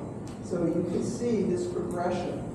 So between 2021 and 2022, Mandiant uncovered evidence of a deliberate campaign targeting U.S. state government. So it wasn't random, like when you see the doors open, and I think it's very specific to government. They successfully compromised at least 6 U.S. state governments through the exploitation of vulnerable internet-facing web applications, and the perpetrator was Chinese Double Dragon. We detected some. We have a managed defense. We've detected some. But what did they do? Remember I talked about they can retool in 7 days. They adapt and use publicly disclosed vulnerabilities to gain initial access, again, into target networks. So here's the thing: if you're breached, you have a breach, you initiate your incident response plan, right? Everybody goes into motion. You find where you've been breached. Now the next step is you're trying to contain it, and do the forensics, right? Figure out what happened, restore, move on. It's likely that's not the only one there. I didn't come in and just find one. I left the one, or I did the one you found, but there's probably more there. And in an incident, you're very focused on what happened. Let's call in all the partners, FBI, state police, whoever else are the partners in this. Let's contain it, eradicate it, and nobody's looking over there where they left it as well. So these things have a life that can go on a lot longer than the initial one. So we don't mention here the governments, but they also were behind the Log4j. That's still around and around for a while. What's interesting in Log4j, if you were keeping up on the latest patches, you came out okay. If you were patching as you should, you were hit.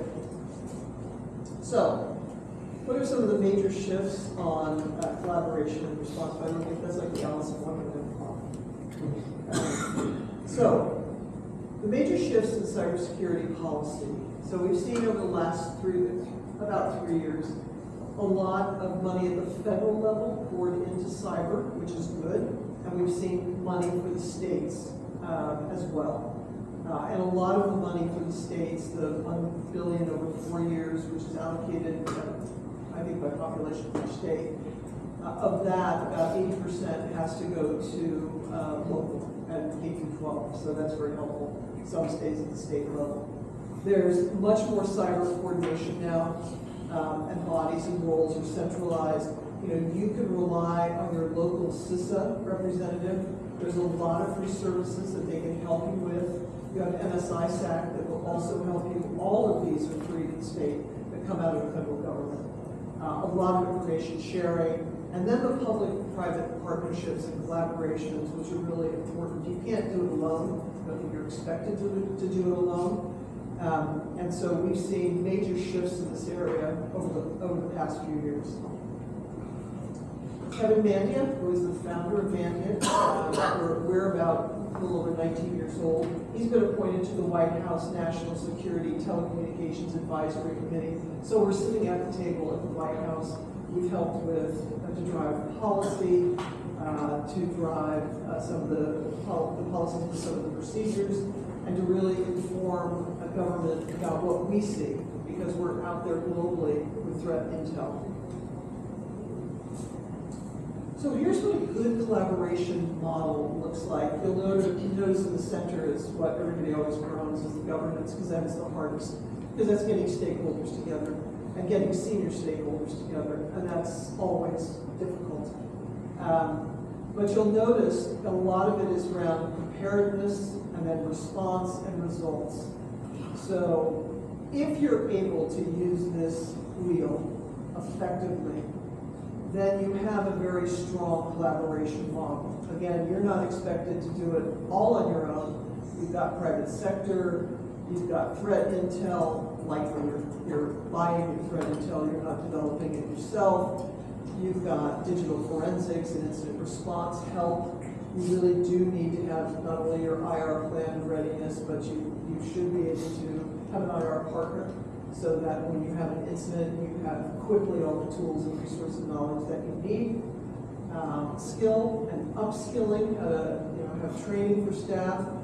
We have to train all the time, because the training that we had 2 years ago is in security a bit obsolete now. And that's really hard for government, because training is expensive, and it just becomes really hard to train on this and everything else that staff need. But that's really important to have the upskilling and being able to measure effectiveness. So I do all this, am I better off? Or did I move ahead, or did I slide back? That's one of the important things. And if you get an investment in security through budget, is you want to make sure you've set up good metrics so that you can go back and say the $1 million or whatever was the funding that was extra that you gave for these things. Here's what it did for us. Here's what the results are. Here's how it was beneficial. I know by the way I need the million, but if they're not able to tangibly see some result, it's really hard to be asking for funding. So in the beginning, I talked about enduring predictive intelligence security. I kind of wandered to get here, but there was a point to do that. Secure by default and design has to be part of your organization. I would say, 10 years into saying built it in, don't bolt it on, it still is a problem. I would like to say, yep, we've all learned that, we all build it in, nobody bolts it on. It's not true. It still is a challenge. Because sometimes, and the pandemic escalated that in some ways, time to market was really important, right? So, being able to get unemployment information out fast, to get a new app out fast during the pandemic, or getting an app out to help, a mobile app for, medical or whatever. It really was time to market was very urgent. And so thinking about security and building it on sometimes became a friction. But now the friction is exploits and stolen data, so it has to be part of the process and not later. And then open and secure protection of critical infrastructure and national security. If you're in an area, you have critical infrastructure that is sometimes older, the controls are older, the OT and the IT together. And the other thing we haven't talked about too is open source. These are all things that create opportunities or create risk. AI-powered security, again, let technology work for you. It's labor intensive if you don't, and you're going to miss 95%. So why do that? Let technology do the work that it can do so that you can focus on the results. Validate controls and effectiveness. I'm going to talk about that in another slide. Governance, which you need, but it's always very hard. Upskilling your workforce constantly, and then transformational innovation. There is innovation in security. It's not just in other areas, as we heard earlier this morning. So, leading forward with proactive cyber defense. Be threat ready before, during, and after a breach. So, evaluate your critical assets and the risk exposure, and know if you're prepared. So these are rhetorical questions, but do you know your critical assets? Do you know each and every asset you have? And do you know which ones are critical, or we call it the crown jewels? because not all protection is the same. You're not going to protect an HR system the way you might do visitor's log or the menu in the cafeteria, right? Not all protection is the same. So are you doing a data classification? Are you using FIPS 199 to classify your data, for example? So know what you're protecting. What am I protecting? It's not just the whole universe, it's what's important. And then know if you're prepared. So do you know that your controls are effective or not? You've got them all there. You've got the firewall, you've got identity access, you've got all the technology, you got ACL list, you've got everything. Do you know if the #1 threat against government could get through or be defended against? And that's where we come back to intelligence. So, leaning forward. Know what's exposed on the internet and know if you're prepared. One of the things that we do is, we do a couple things. One is security validation. So constantly testing controls to say, okay, here are the big 5 threats against government today, against state government. We're going to take them and run them in your environment. And it's going to it's binary. It either passed or didn't. Right? So that you know today that threats that are targeting government pass and will be defended in your environment. And that's when we talk about intelligent threat. Not just, well, I have all this out there, I know we're going to catch everything, we get our logs, we do alerts, we got the technology, we update it, we patch it, we're good. If I took the 5 threats that impact government today and ran them in your environment, would you pass or would you fail?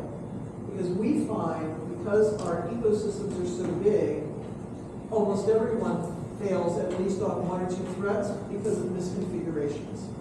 It happens. You've got a lot going on. You've got a lot of technology.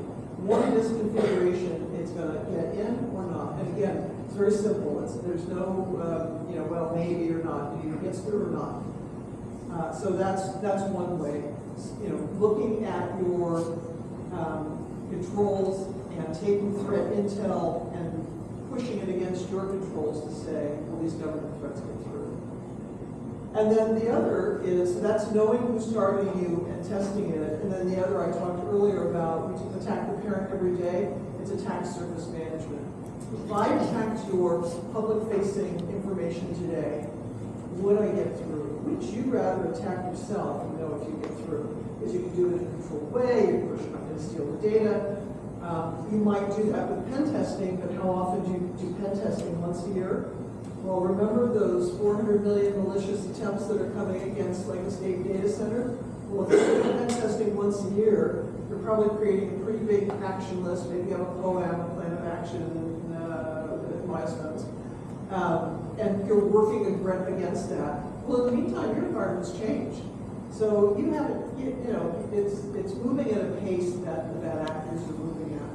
And so attacking your attack surface to know if somebody attacked me today, what are the 2 things? So again, you're not going to boil the ocean. What are the 2 things I need to know from that? And I'm going to go fix those 2 things today. That's what I'm doing today. We'll have an attack tomorrow, and we'll see what we do tomorrow. So what does it mean to lean forward?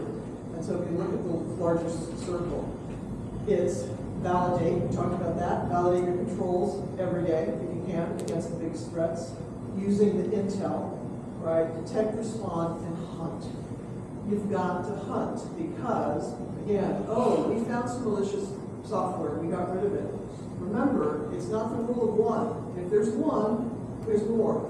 It's kind of like the Sith, There's only 2 or Star Wars fans. Never more, never less. There's always 2 Sith. So, if you've got malware, you probably have more than 1. And then this is what we like to call continuous proactive exposure management. And so it looks at everything holistically. At the top, you have that integrated threat intelligence where you're taking the intel, you're integrating it into your SIM, right? So you can integrate it right in there. So you are going to be able to hunt against intel in your SIM. You have virus total, which Google's going to talk about virus total. right? You can see every virus ever and test your environment. And then attack surface management, chronicle, security validation, third-party tools, of which you likely have not a lot, and then proactive and strategic services like pen testing, ethical hacking, doing a program assessment, right? If you don't know where your program is, I highly encourage you to get a baseline.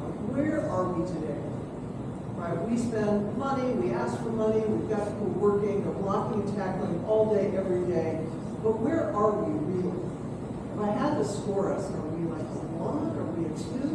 Because if you know where you are, you can then plot your path to improvement and say, all right, we're a 1, and our biggest gaps are here. So in the next year, here's where we're going to focus our time so that we can improve and close those gaps and get us to a 2. Then we'll assess again.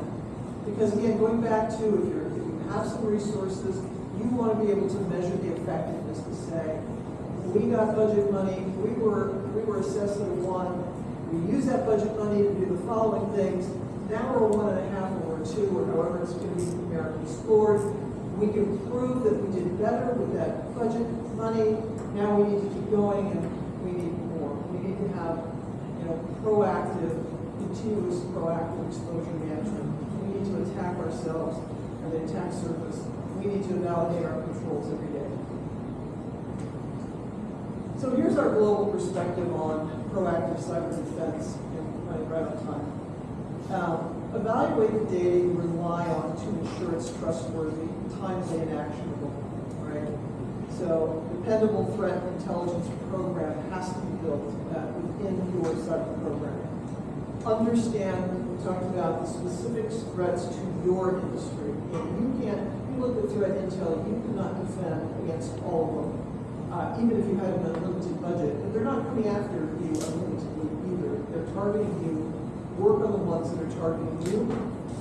Communicate with stakeholders. It's always a big one.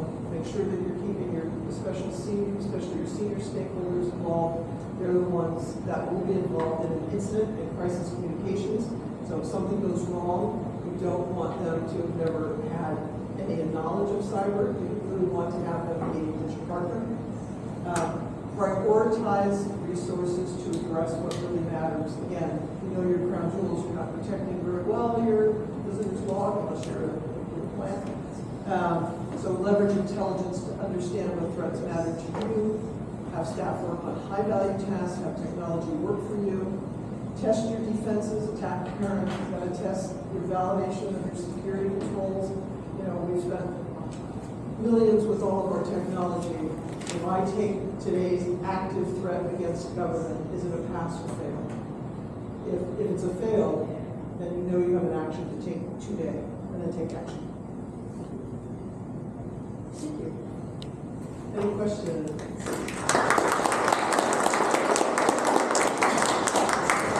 I know I zipped through a lot of that. I mean, this is like days of work that we can talk about. Hopefully your mind is blown about all of the things security and the crazy things that we're doing actually need to keep you safe. We have 10 minutes. Our next speaker is Jeff Brown, who's talking about Google Workspace, really fun tools. In the meantime, we have a 10-minute bio break. Google, how well do you know Google? It's a quick 10-question quiz. It's our anniversary quiz, so let's see how well you know Google over the last 25 years. Just when you have a minute, get on your phones. We'll talk about the results after Jeff finishes this interview. So 10 minutes. How well do you know Google? Just Google it. Find the pop quiz.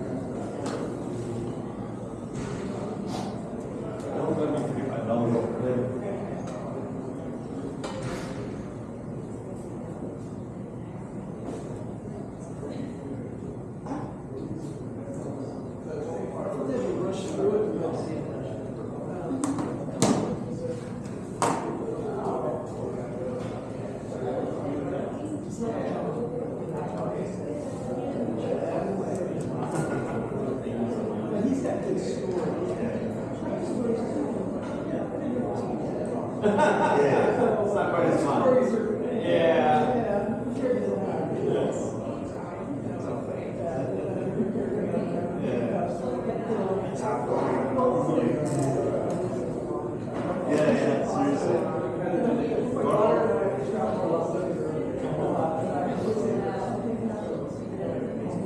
There you go. Like every movie is taking it all time.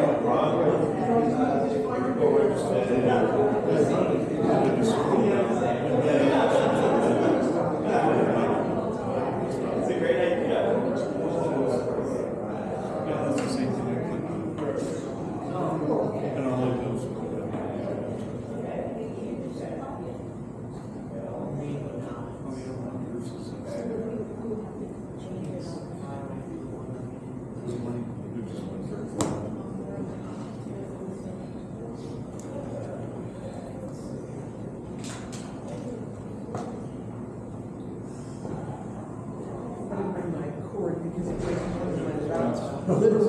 It's got, you know, the old fashioned like cord. And so,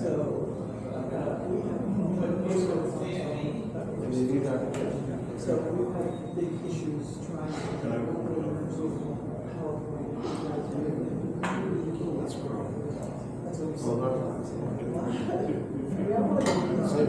So, Google said, all right, we'll give you G Windows. Just to remind you that you have a program, but you don't. We're going to make it really hard for you because it's small and so, you know, every time I run this, it's the emphasis of, yeah. So we're, I'm just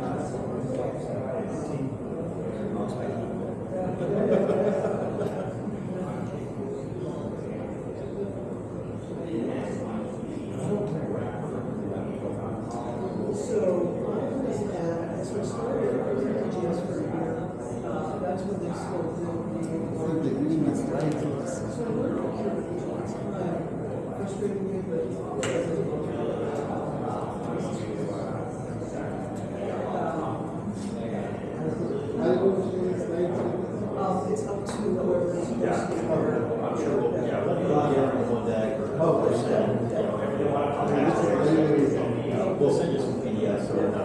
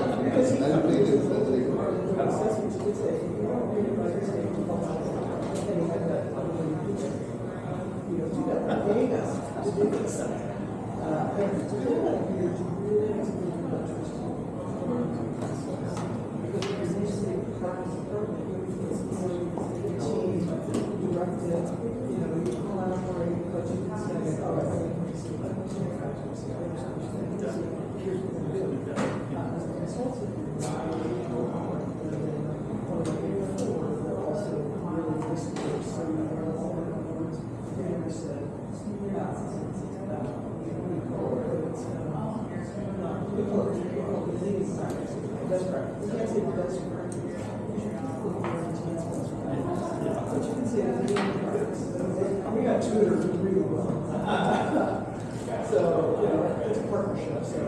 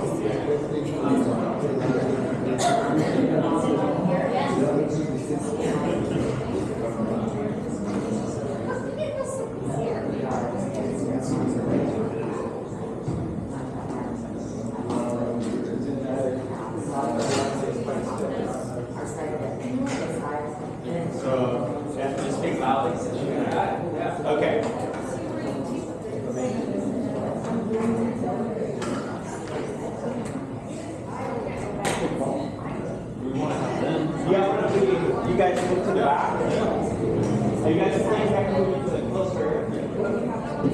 You're good? Okay. Excellent.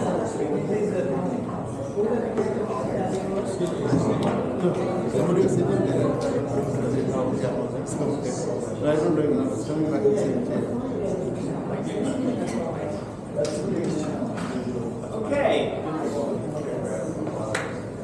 Welcome to a session on Google Workspace. And right before we took the break, I said Google the pop quiz. It's our 25th year anniversary pop quiz. There's 10 questions. Just go, how well do I know Google? And then just take. You guys want to take it now, or you want to? You want some time to take it now? We can do it after the session. Whatever you want. You guys want to? Do 1 or 2 now, then we'll. Okay. All right. Sounds good. So look it up, and then we'll review it afterwards. Today, this session will be about workspace. Jeff Brown will be leading it, and is she ever? Oh, there you go. Thank you so much. Thanks. Perfect, thanks, Paul. How's my voice back there? Can you guys hear me? Thumbs up? All right. For some reason, if I get lower, just give me a little bit. We do have a mic if you want. Okay. Yeah. I'll keep it at this level so we're good. Okay. So as mentioned, my name is Jeff Brown. I've been with Google for 12 years, and an entire time always in the public sector side. So cities, counties, states, federal, currently the workspace team. So essentially, we're like overlays. So this session is going to be about workspace, and then we're going to talk about Duet AI, which is the AI technology that's built in workspace. All right, let's do one question first. This is kind of an easy one. You guys can see this. Hey, Jeff, where did Mike go? Let's do it. I have a question. Yes, please. When I search that, the quiz doesn't come up. The Google page comes up, so the quiz inside of it. Ladies and gentlemen, welcome to the Copacabana room.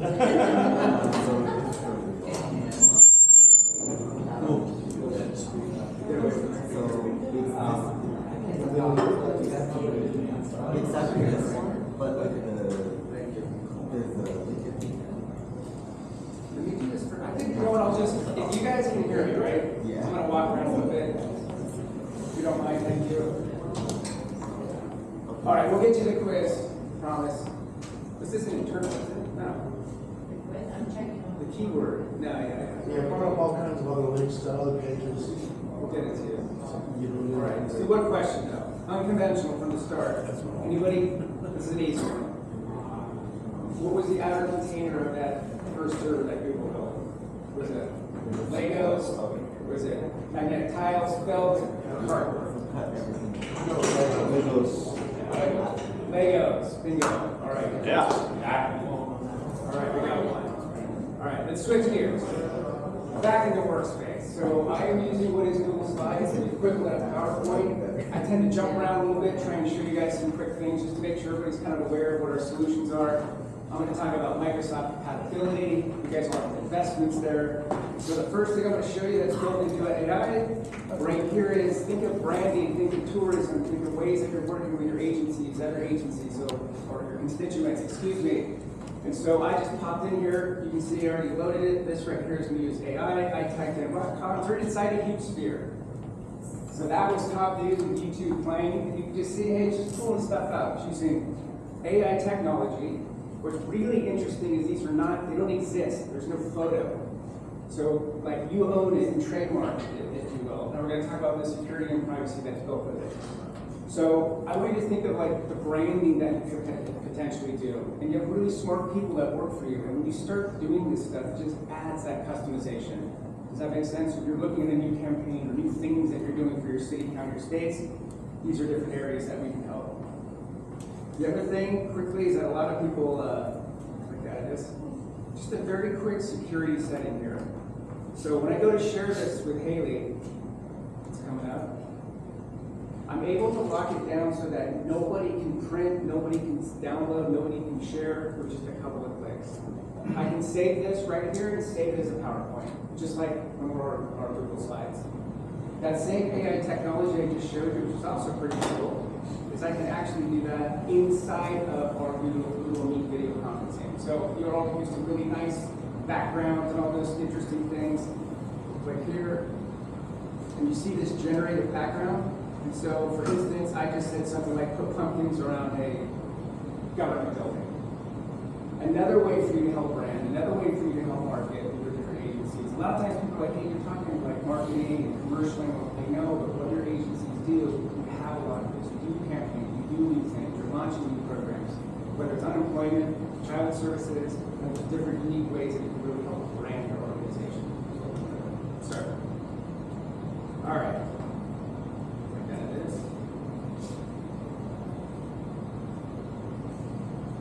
All right, so here we go.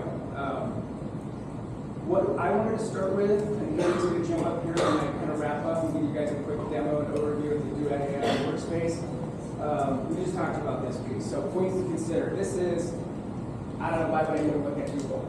What are some things that would be interesting to me if I were to consider this move?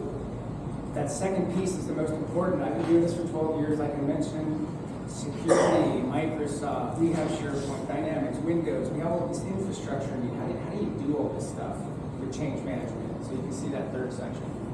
So we're going to cover this relatively quickly, but what I'd just like to pause and stop for a minute is this top piece. It's the voice of the customer. Everybody in all your organizations are truly unique. So we don't know what we don't know, but what we understand some of your infrastructure questions, and we validate those things. If you don't leave here today without this simple thing, please understand this last piece. Our use cases are very flexible. I feel like people think like paradigm shift. I'm going to move from one complete infrastructure with Microsoft, and then I'm going to go to this Google Workspace, and that's not the case. So Kathy was talking about Mandiant. They're the people that you call, hopefully, before you have an incident. And what their team will tell you is it takes like a week and a half for them to respond, because they got to go through legal. What data can they touch? What can't they touch? How do they get you out of this ransomware security breach? People are using Google Workspace in a similar capacity for ER. So, hey, we're going to stay with Microsoft for 3 years. Fantastic, I've asked you. So, you have life insurance, car insurance, home insurance, rental insurance personally. What do you do for your mission critical email and collaboration if you have an outage or ransomware? What do you do? Why not have a very, very low cost backup plan?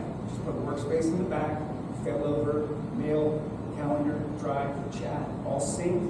Use it for 4 to 5 days, and we'll migrate everything back into Microsoft. Nothing to do with production at this point, nothing to do with actually switching over to Microsoft.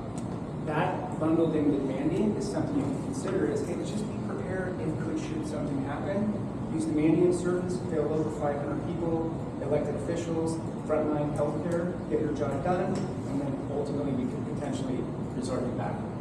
So that took me 4 minutes to basically say, hey, stay with what you're doing, but not consider Google, and now I'm going to spend the rest of the time talking about why you should go with Google. All right, then we'll wrap up, like I said, with some use cases and some demos, and then some Q&A.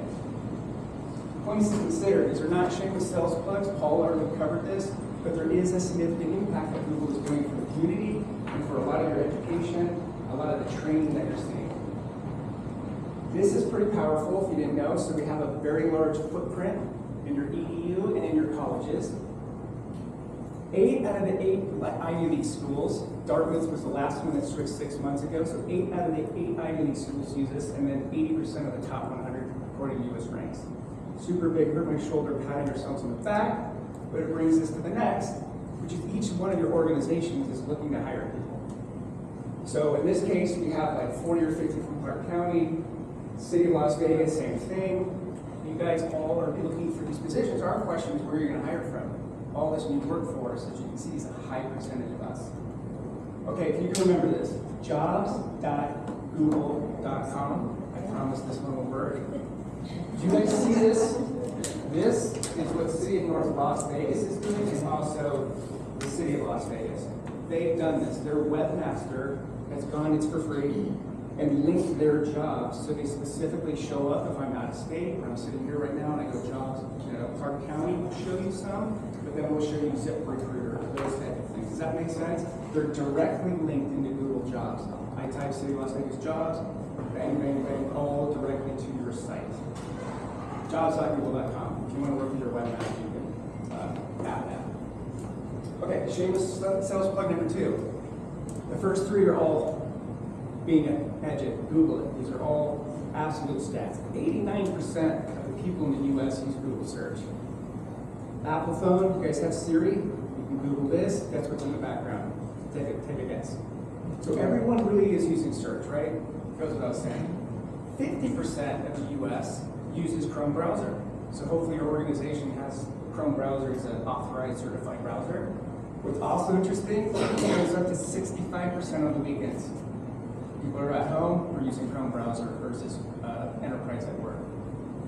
44% of your constituents in Nevada are holding an Android phone. I know they might not be you or your friends, but I'm telling you 44% of people are holding an Android. In most cases of that percentage, that is their computer. They don't have an expensive PC or Mac. They're engaging with you with an Android device, right? Does that make sense? And they're engaging with your services, that is their home computer. Why 100% YouTube, Maps? I won't link it, but we link it to your sites. You all have YouTube, most of you have YouTube channels. Most of you, almost all of you are using Google Translate. So you see your point here is you're already offering these services. People are used to using Google. We're just trying to ask you to consider that same type of thing for your full-time employees. And then I'll leave you with this one homework assignment. A lot of you have on your web pages, how do I engage with you, how to submit an email, whether I'm filling in a form, you know what I'm talking about, right? You're gonna ask me something about, just ask those individuals, what percentage of those are coming in from gmail.com? Because what if it was 70 or 80%? Come on, 70 or 80% of the people engaging with you using a personal Gmail account, most of your people are coming in Search, Chrome. This is all we're trying to say. Just even before we talk workspace, we're very, very familiar with your new workforce, again, and how people are connecting with you. Okay, I swear, commercial's almost done. Haley came from Microsoft. We interviewed people from Microsoft. She hates when I say this, but I'm going to say it. She spent 5 years. She's been with us a couple years. Hey, what is the number one thing of a competitive difference between the M365 and our solution? Number one answer, collaboration. Hopefully you all know that. It's how you're entwined in our documents, working real time, collaborating. And so we cannot go without talking about what we can do in our collaboration suite. Another example, we have agencies that are like, I love your collaboration, but unfortunately I need to stay with Microsoft Mail and Calendar. Absolutely no problem. You'll integrate so your users can use Google Drive. They can use our Meet sessions for real-time closed captions. So there's differentiators there, and just leave Mail and Calendar alone. That's another thing that we'll see a lot. I will click on this really quick. This is a little bit of a game changer because remember we talked about search? We love search. All right, check this out. What we also include, and this is in our paid offering, if you will, versus the free version that you all might use, is 100 connectors to different things outside of Workspace. So does anybody have Oracle, ServiceNow, Documenta, Salesforce, SAP, mainframe, Apple, right? So what about this amazing ability for me to action that, but for Google to connect you through cloud search to all of those different things? So if you were to go to NYU.gov, massive state, they pay for this separately. So they attach you to hundreds of different data systems. So if I'm looking for unemployment, all that Google search that I'm used to looking at is going to take me to unemployment link, parks, recreations. So this Google called Google Cloud Search is embedded in Workspace, and then we give you up to 10 connectors outside of Workspace. Very, very popular. Last thing, a lot of times people just want it internal.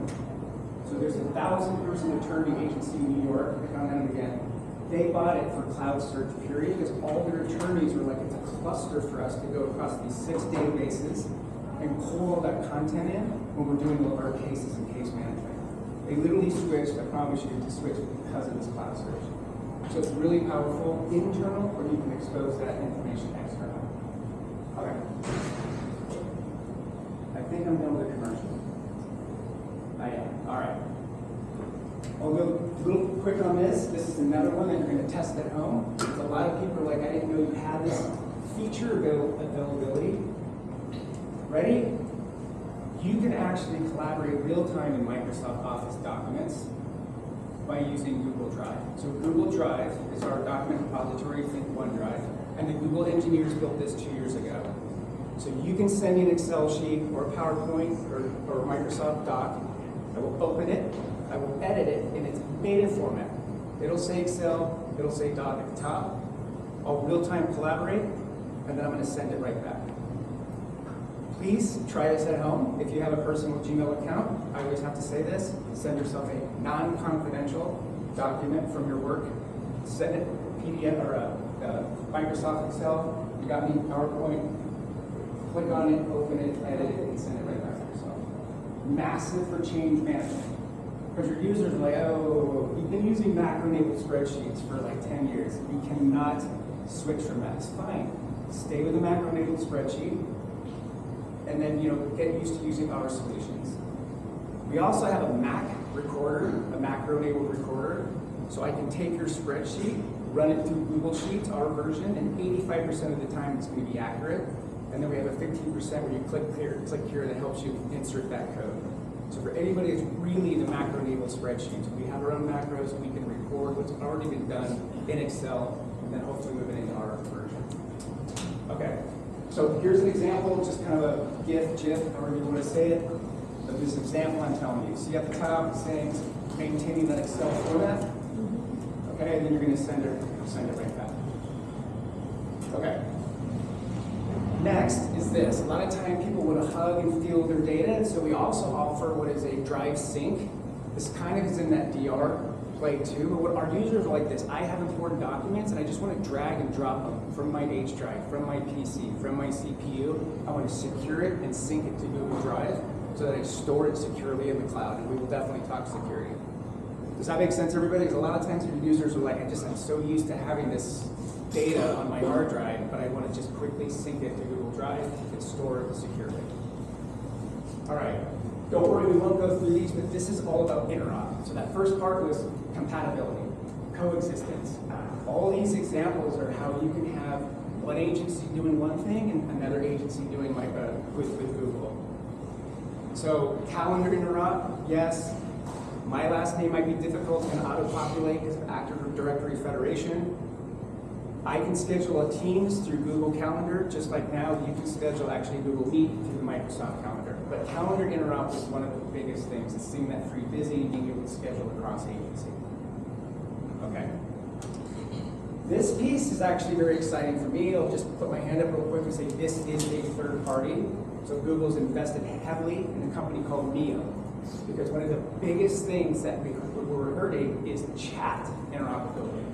So if a lot of you are using Teams and Teams chat, and you want to now maybe license just your front line with Google, low cost, very secure, and they want to now have interoperability through chat, this exists today through this third-party company.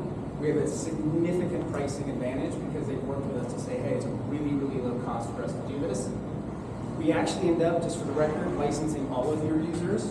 So let's say you have 5,000 users, and 2,000 we're going to look at workspace. We end up licensing all 5, just because we want to make sure you might not ever use Teams, but all of a sudden you're using Teams today, and we never want those conflicts to happen, if that makes sense. They meet the security standards here, which I'll talk about here, but they also integrate Slack, WebEx, and Zoom.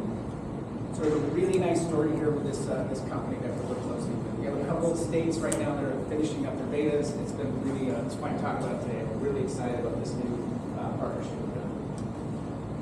And then we'll check the box here on the security piece, which I'm about to dig into our section here. All right, I'll pause this so far. Am I hitting the mark here, guys? Are we thumbs up? Okay, I did forget one thing, because I was doing the jobs one. Here's another one for you. Chrome Flex, like Flex. I see some nods here. We got a couple that know what this is.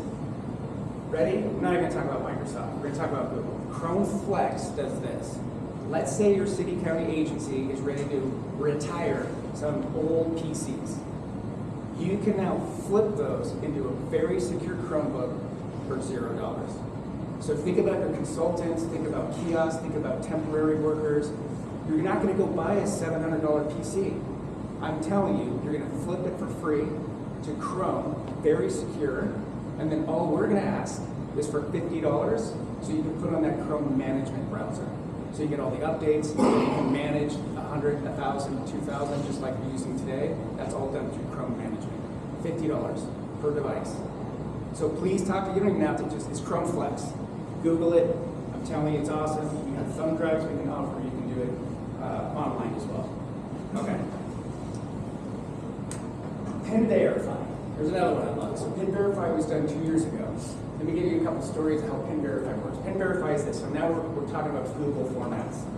So to rewind, Microsoft compatibility, edit Office documents, chat interoperability now, Teams, Geo. All of those things exist today. Now we're going to just talk about Google formats. So now you're using our formats. What was a problem 18 months ago is in order for me to share our formats, you had to have a Gmail account to do that real-time authoring. You'll know what I'm talking about, right? So you're all in the document together. Now with Pin Verify, I can send your constituents a full folder, and I can say, load this with all of your data, and now I can have them restricted, data loss preventions on it. I can give them access for 1 week, 2 years. So Pin Verify allows you and your agency to give out Google formats to maybe an agency or another place that's not on Google, and they will have access to that document, real-time collaboration in our sheets, our version of PowerPoint, our forms, those type of things. So this is a powerful feature enhancement we did, like I said, about 18 months ago. Okay, example here, state of New York, 500 users at the governor's office. When she was running for her campaign, they were sending PIN verified to all the media and marketing companies who then were putting in the videos, the content, the branding, and all that for her election as she ran up just this last year. So there's an example. All right, let's keep going. Here's the overview. I'll go, like I said, trying to keep kind of quick. I actually don't like this slide, but you all have asked for this so many times because customers really want to say, hey, what does it look like to kind of cross over feature parity? So I'm just going to pause here and just say, hey, this is how we kind of stack up. Sometimes you can say, hey, hold on, we're not using Intune. We're actually using Workspace ONE from VMware. We're using another MDM. We talked to you about that. We have a very good MDM solution. I think this is the 4th time Paul had done this. There is a 3-letter agency that only uses Workspace for MDM.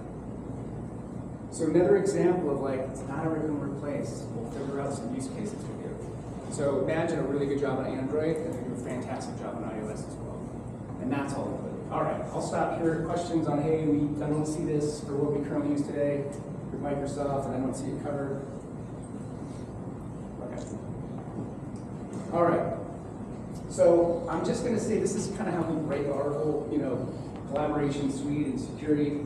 I'm going to just talk about maps for a minute because this is one of my favorite things. Because we have states and cities and counties, you can create your own Google Maps through Drive. So you go into Drive, you can actually do this on your consumer account. Go into Drive, go into More, and find My Maps.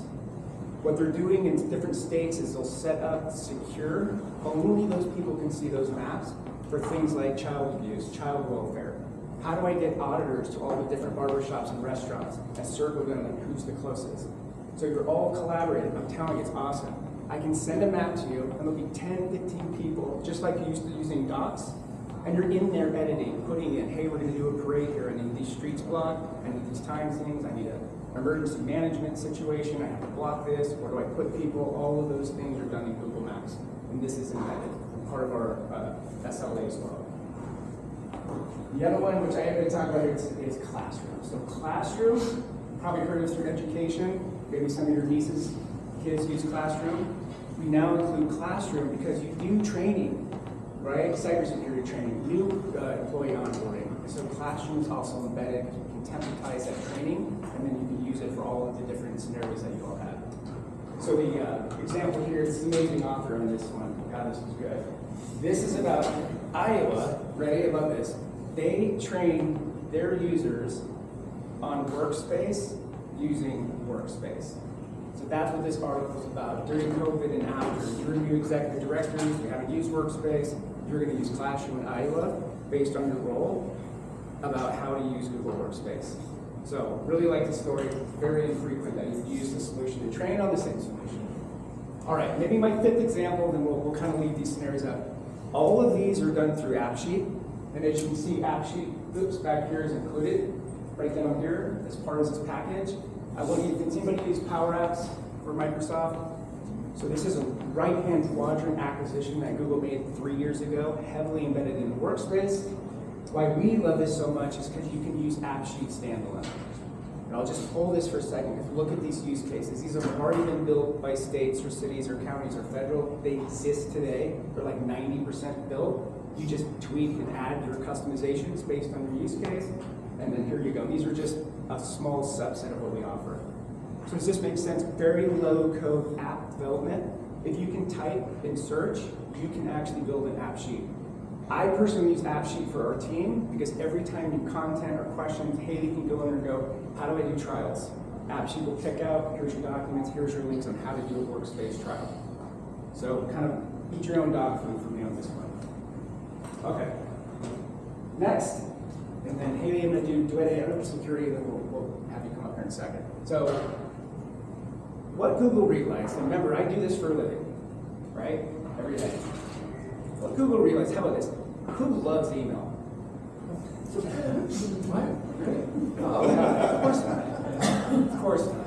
And I just saw something on CNN about, like, you're like a baby boomer or something, and you still email your kids and something. I'm like, I do this every day, guys. I don't like email. And you know what? Google engineers figured that out as well. But in some instances, it is what it is. Unless you're frontline and you just want to use chat, we got you covered. But most people despise and hate email. It is what it is. My God forbid you go on a vacation for a week, the dreaded 5 days of coming back to hundreds and hundreds of emails. What Google realizes is this: make it a Google Hub. And this only exists in our paid accounts. But what Google Hub is, I can do basically anything within that entire portfolio without ever leaving Gmail. So I can chat with you, send you documents, collaborate with you, see you, working in the document, and there's Gmail. You know what? Let's just do a video conference right now. Click, now I'm looking at you in the document while you're collaborating with me, and I'm still in the interface of Gmail. Move fast, get things done. You didn't have access to this document. I get an email, in my click, share, edit, comment, how long do I want to get it to you? Never left the interface of Gmail. And that's what Google realized as they were going through, is just let's make this more and more efficient, productive, because people have 5 meetings today, and then guess what? Oh my God, 5 more things came up. And how do I work efficiently with all my team members?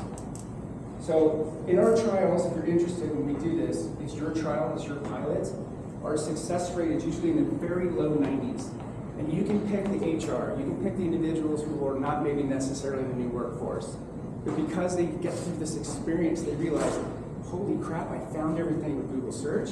I'm now able to collaborate efficiently with everybody and quickly. I don't have this BS document check in, check out. I can see everybody what they're doing, and I can just move quicker and faster to do my job. So that's one thing that we're all would definitely love to happy to talk to you about. I'm going to click out of this for a second. So I'm in Google Doc, hypothetically here. Check out what we do just out of the box. So I basically just opened a brand new document. Okay, up here in this right-hand corner, if I pull that down, that's going to automatically put me in the video conference for this meeting that's happening right now, because Google knows I'm sitting here at this Innovation Center for Nevada, and then it will show the attendees. I did what? Look at the building blocks. So if I go help me write, that's part of the Duet AI. So I can say, hey, thank everybody for your time today, talk about workspace, tell a dumb joke. It'll kick it out. I think, hey, you're going to try a little bit of this.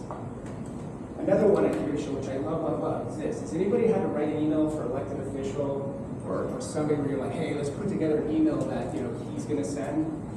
You guys never done that? So we do it all the time, right? So now there's an email template that plugs it all in for you. I'll just mouse over it. We'll keep going.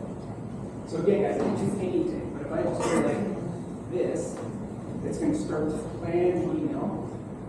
I will put in the content, so to speak, right? Once I go, here's meeting notes.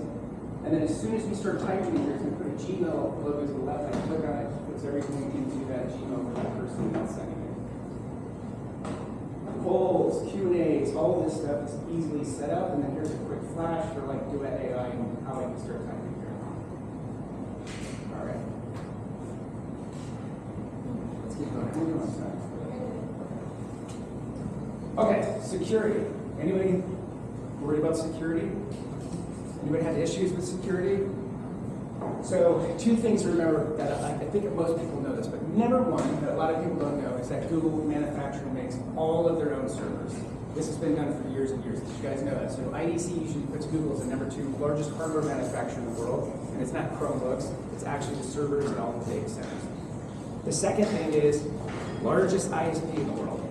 All the cabling, all the glass, all the undersea cabling, everything is proprietary and connects all of Google's data center. Another thing you can do, I think I'm on number 6, is you can do Google peering. If you Google peering, your organization has an ASN number, and you can ride the fiber and backbone off of Google, should you have a problem. Google peering, if you remember that one. So we had jobs.google.com, we have ChromeFlex, we have Google peering. I had another one. All right. So the infrastructure here, let me kind of get this wrapped up, because I love this. DLP, phenomenal. Not just Google formats. So you can have PDFs, Microsoft documents. It will crack it open, go through the entire document, and then a little different than our competitor, we are not reactive, we're proactive. It never went to some DLP kind of type of repository. Instantly, that user is not allowed to click. You have not met XYZ City County because of these verbiage. Templates are there. You guys have your own content. We call it no bananas in our demo. In our no bananas, we do this. You take a picture of a banana, We handwrite banana, we email banana, we put in a PDF, so picture, email, that banana will not leave the organization. It's an awesome demo. Just by setting up that. Does that make sense? Picture, OCR, cracked, handwritten, type. Really, really phenomenal job here, which is why essentially we tend to be out of the news for this. So Google, global company. Now I'm going to get into some security authorization. So Google is a global company. Your data is only in the US and only managed by Google US employees. That's important for sieges, IRS Pub 1075. This was not a great story for us a few years ago. We always had a good security story, excuse me, but when it came to the fingerprint background check, anybody who sieges type of information or work with sieges, see a couple head nods, yes, yes, IRS Pub 1075, healthcare related. Okay, they're all essentially the same thing to me, which is keep your data in the US and secure and encrypted. All right, here we go. I'm going to wave this flag really hard. Really good. FedRAMP High. Google Workspace is FedRAMP High. All of our core solutions and all of our data centers in the US. It's the only time we'll pick on our competitor a little harshly here. You can Google this. Microsoft has what is called GCC High, which is part of their Department of Defense. It's super expensive. I'll send you the link. They're not FedRAMP High today. They submitted in January of last year. They'll get there. Google is FedRAMP High. All of our data centers, when we come out with a new feature, it goes out to our governments like that. You don't have to wait 8 months. You don't have to wait a year for that new feature. One more time, because we did FedRAMP High in all of our data centers and infrastructure. It took us a long time, super expensive. Did I say we're FedRAMP High? I did. I did. All right. Any questions on this? It's like a pretty ribbon slide, but I know how important it is. So sieges, IRS Pub 1075, US background, okay, it's really important, because I know that used to be one of those things before that maybe we weren't. This is how we do it. If anybody really want to know, it's something called access controls. Access controls is embedded inside the workspace. Okay. I think we're about to hit the Duet AI. Let me just tell you the story. We'll move on. So 11 years ago, Google, along with a couple other companies, had a potential out-of-state actor come into one of the data centers, scared the absolute Jesus out of Google. And so instantly what Google created was something called BeyondCorp. BeyondCorp does this, and it's now commercially available and included in our solution. Here's how I would put this. My name is Jeff Brown. I'm a user at Google. I'm part of the Workspace sales. I live in Colorado. I have a Chromebook. Maybe I walked over to my neighbors and they have a PC, right? So all of my attributes about myself, all of the attributes about my handheld, device, computer, PC, Mac, is it patched correctly? Based on my location, based on time, when I'm logging in, it leads me to the rules engine. What can and cannot access to? Google has 5 rules engines for the tens of thousands of employees we have. And then here's the kicker. This isn't think of a proxy. Think of a firewall that hits. I'll say it twice. Unbelievable. Every single click that you take in Workspace, every click goes through that scenario. I can't tell you how secure this is, and this is something we incorporated 11 years ago and then made it generally available about 5 years ago. All of our public sector uses this. It's included. It's very easy to set up. And so this is virtually impossible. I give you my password. It's not going to happen. I'm logged in here daytime. One last thing, another thing you do for free. I don't recommend it. Every time I say this, all the Googlers chuckle. If I were to go to Wells Fargo and enter my Google password, see where am I going here? You're in trouble. Gone. Everything in my corporate account is seized and shut down.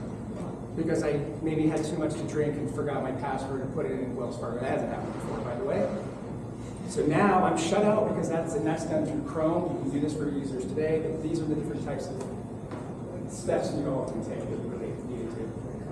All right.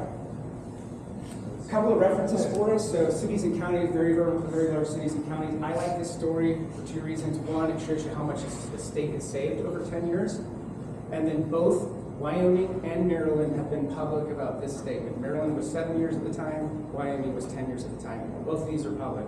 We have been a Google Workspace customer for 7 or 10 years and not had one single security breach, ransomware, or security issue since we went Workspace. One of them is in our blog, and the other one is done on eNavigator. Really important. I feel like that kind of seals the security conversation.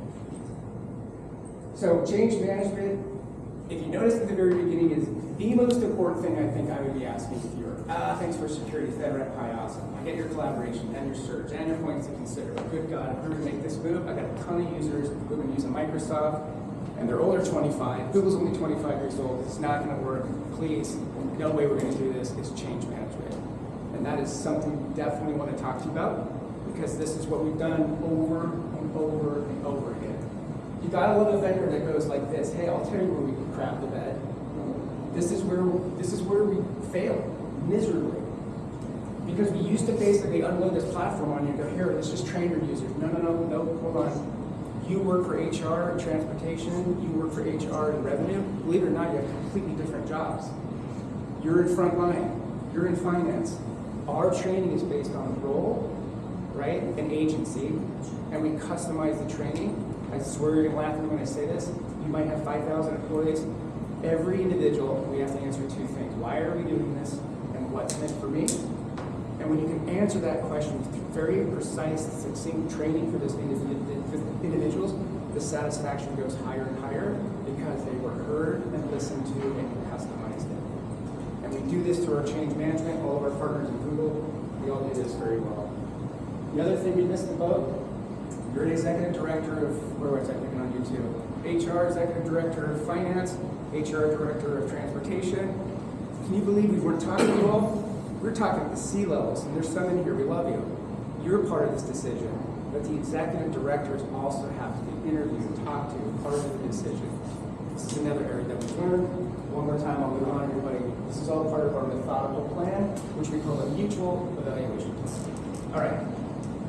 These are just examples of some of the trainings and different things we do, so I'm going to kind of just speed this up. Let's get into an AI. Last thing on change management before I break it down, guys, it's not this paradigm shift. Trail and mail. When you come in after training, you're used to all those labels, folders, excuse me. They're all there. All the parent-child relationships there in your mail. OneDrive, all that stuff gets migrated. Archive data, all that stuff gets over. We train you on our formats. We have that Microsoft compatibility. When you break it down into this, it's really not a huge paradigm shift sometimes. Trust your users. I can say probably 67% of your full-time employees probably use Gmail anyway, right? All right, here we go, do it AI. So, Haley, 3 minutes. 3 minutes, here we go. I'm just gonna flash this and stuff. First, we've actually been doing this, Google's been doing this for a long time. Does anybody notice the smart compose where it starts finishing your sentences for you? There's some stat on there that's like a nigger, right? And it actually knows my jargon and verbiage. It's really starting to learn the user. So we've been doing this for a while, but here's where we go. So what is Do It AI? Maybe you've heard of Copilot, right? Which is a Microsoft, got some ChatGPT, some type of scenarios in there. This is all proprietary, owned by Google. And this is where our Do It AI attaches to Workspace. On the security level, please know, and by the way, since this has come out, these are all commercial, there's a million users technically using Do It AI today. But let me just hit a really quick on security, and this is where we summarize it. So, it's your data. Google does not see it. We do not anonymize it. We don't look at it. We don't market to it. We don't learn from it. It's all stayed within your tenant. So when I was showing you those graphics, Google would never see that graphic, right? Does that make sense? It's your data and contained in your data. The next question you might have is, what about the authorizations? So right now, everything is built in the infrastructure of the FedRAMP High. Because see all this stuff? These are all core solutions. These are all FedRAMP High. So Do It AI technically is sitting in a FedRAMP High, but we have to submit it. If anybody knows the process, it has to go through a joint authorization board, a JAB, until you finally get what's called an ATO. And I'll just say, hey, we're on this. This is a P1 for us. So technically, though, it is sitting in a FedRAMP High. We just don't have that stamp quite yet. Cool. Let me back up here. So this is where it's built in today. If you want to take a look at this, I know Haley, if you're going to touch on 3 of these or so right now. Yep, we're good on time. Why don't we just jump to that? You guys can get a couple examples here. All right, so you can jump in. Yeah, so I'm just showing up that video. 1 second.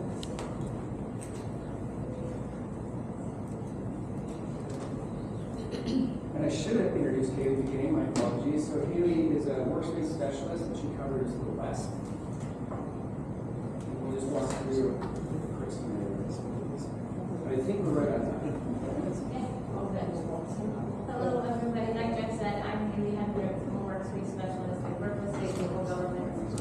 Sorry, on the left half of the U.S., but how I call it. Like I said, I came from Microsoft, so I kind of know the legacy stuff and the workspace stuff and where I like to say the future is going. So just here to talk a little bit about Duet AI and show you some of the cool stuff and see it in action. I'm going to kind of set the stage here so you can see the scenario, see how it would play out in real life. The idea being here, you're looking to hire a new IT analyst, right? Somebody in the state of Nevada, you guys need more support. I know it's a common challenge in state and local government. You always need more help. You have a competitive hiring, people trying to get these people into your organization. So we're putting together a presentation. First things first, we need to present to our manager and let him know, hey, we need help, and here's why. So you saw a little bit from Jeff, right, about adding a picture into your thing, you type whatever, creative idea. So I said state of Nevada National Park. It comes up with some pictures, they look cool. I like a little bit more in the retro style, so I'm going to switch it up to being clip art. Take a look at what that creates. And it can change the style of the image that you're then adding to your presentation, give you a little more customization. I like to say that Duet AI isn't necessarily replacing what you do, but gets to help you and makes it easier for you because all these images are not copyrighted, so you're able to use them without that concern. So I think this one quickly added into my presentation.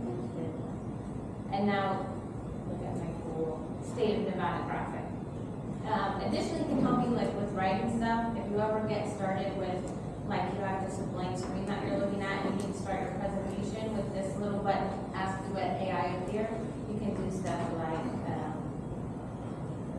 describe why state of Nevada needs IT numbers. So it'll come up with that description for me. I can super easily, once it generates it, add it into my presentation. And then I can hit from there customize it. So I click here, just click insert. It's a little bit long. So now as the user, I go through and edit the pieces that I want. I can decide if I want to keep the bullet points or maybe I want to keep the paragraph, depending on your style of presentation. Super easy to use, took me 30 seconds and it gave me a place to start, right? So the next piece is, all right, we have our presentation, we're putting it together for our leadership, but their biggest concern is budget, right? That's everybody's concern, usually in state and local government. How much is this going to cost us? So now I've moved over to Sheets, brand new Google Sheets, and I've come over here to help me organize, and I typed in create a budget for hiring an IT analyst in Nevada. So I click create, and it'll take a couple seconds, but it gets me started on building a budget for what it would cost to actually hire somebody in the state of Nevada. So it gives me an idea of the salary, benefits, also include some form of travel if you need to do training, things like that. I'm going to name this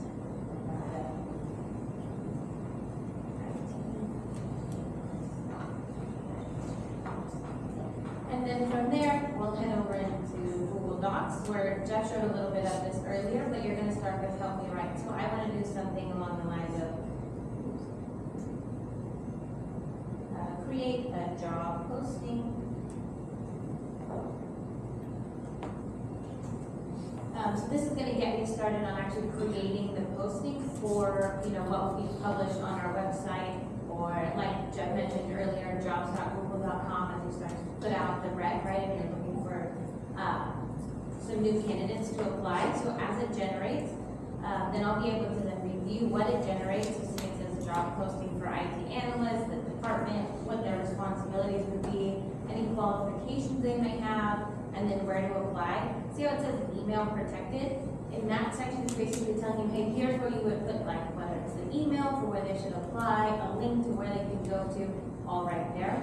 And then, I don't know if I like this one. It's kind of, I can summarize it, I can bulletize it, or I like to click elaborate, give you a little bit more information on what the role would be, and then give you some more tools to add to the actual job posting. So now I'm going to insert that. You see it in my doc. It's all there. We can collaborate, do all the great things we can do with Google Docs. So now, say Jeff and I are working on this. I can do things like comment it and say, hey, right here, real quick. I can click that. Jeff, there it is.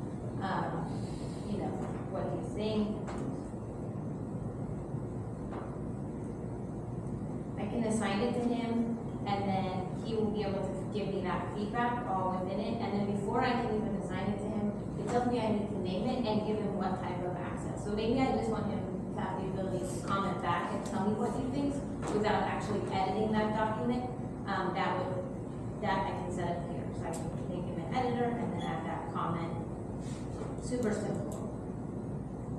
And then, sorry, I probably did that a little too fast, but I clicked untitled document and it automatically came up with the title for the document, so I'm not thinking of what to say. I'm gonna write about it. Just to add that in. So here's that, right? I've included it there. And then the next piece that I do is like, hey, we've been approved for this, and now I need my HR person to approve this job posting. They need to read through it, they need to accept whatever we're gonna actually publish. So within Workspace and within Google Docs, you can do this thing called approvals. I think it's really neat, and I don't think there's really an easy competitive solution to this. So basically, you can request an approval on a document. So click make a request. I add who needs to approve it, just my manager, so I can click Jeff. I can give him some type of message like, hey, want to post this, can you have this approved? Can you approve this? I can add a due date, so I need it done by Friday, so we can post the job on Monday. I can give that end date for when his approval needs to be done by. And then I can also lock the file. So we're done collaborating on it. Now I'm going to send it to Jeff, and it's locked down, so it's only, it can't be changed whether until he approves it or denies it, right? So I could send that request on, and then he'd be able to approve it. Then I would know I'm okay to go ahead and post it. But how many of you have maybe HR people or different people who aren't super tech savvy? They're like, what the heck? I need this in an email, even though none of us like email. So kind of similar to what Jeff said, I can go, hey, help me write, and I'm going to say, create email, HR.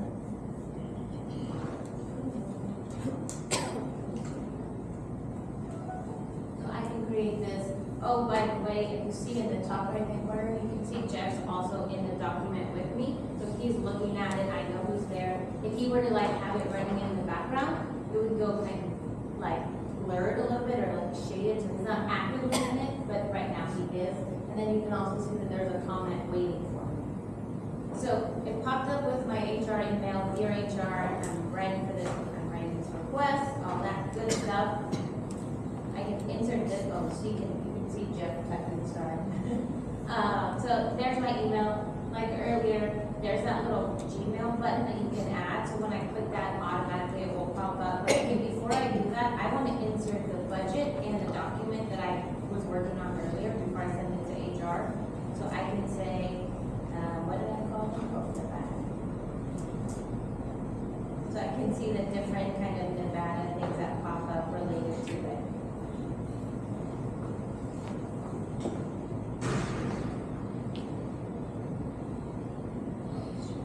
Here it is. So I can add that into this, or I can add the sheet.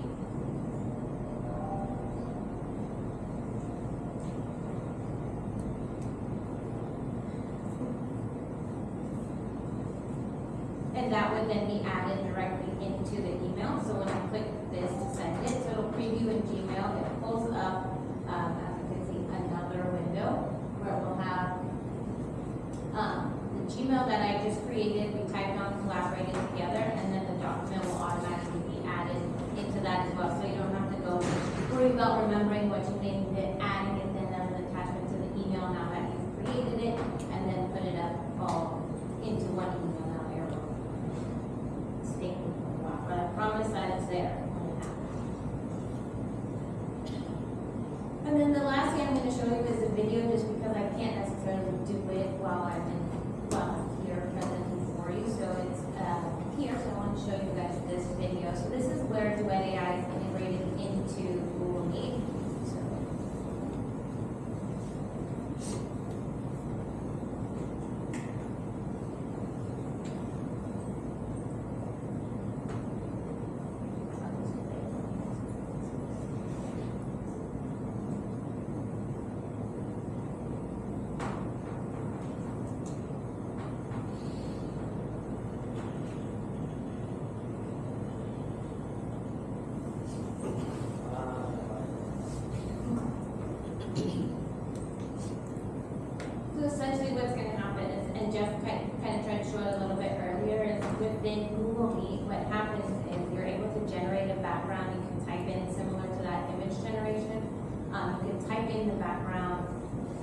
description, here it goes. And then it would create that background depending on, what you enter into that generative AI piece and the AI piece. And then the best part about it is that it actually can summarize what you've been talking about throughout your meeting. So, hey, I'm bringing in Jeff now in my leadership, I need his support on something. It will give him a summary of what we already talked about, and then we'll take action items. So now it's a little bit close. So this is the generative AI creating the background, super simple. You can describe kind of whatever you want, whether it's pumpkins, Halloween theme, whales floating in space, you get the idea. And then it creates the background for you, and it helps, for us meet with different customers, show that we're interested, for you meeting with your citizens, depending on your agency, adding all of that piece into your background as part of your organization. So then, okay, so now she's going to be able to join the meeting, and then, sorry about this, but as she joins the meeting, it will show she can invite somebody else, and then they'll have the summary of the meeting. So she's meeting with her, and then she'll invite her technical engineer folks. But any questions? Has anybody ever been late to a video conference? Like 5 minutes, 7 minutes? That never happens?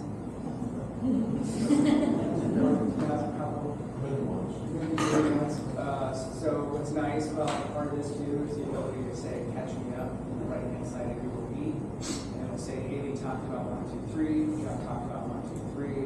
So as I join, I'm caught up because the transcription is done. So you might be a medical hospital here or university. One of the nice things about the patient doctors and nurses is that they can do this themselves, or if they're in patient transcript, or through PII, everything that doctor said or corresponded, and then that all gets dictated, put in the notes securely. But I think that's really nice. It's just catching up on this meeting 7 minutes late, and then let you show you what everybody types in their bullets here, like I got it. All right. You don't have to go back to the quizzes. I see the food's out there, so we'll send it to you. Thank you, everybody. Thank you. Okay, the most important hour of the day is lunch. So it's back there. We have an hour, so if you guys want to take a little hour for lunch, is that what you want to compress the time a little bit? If you want to, do it for half an hour, and then we can start at 12:30. The next session is, we're going to do a lot of demos around generative AI and AI. So we talked about how do you deploy like an AI virtual agent, or how do you Googleize your internal data and be able to search it, or how do you scan documents and make it intelligent so that you don't have to transcribe information. We're going to talk about some really cool stuff that ties into what Jeff and Hallie talked about, which is that generative piece. Can we create content, creating content, and use all that? So, and that'll be Tony. Tony, who will be presenting for us. We'll do it at 12:30. So grab some food, take a bio break, take your calls. We'll start at 12:30.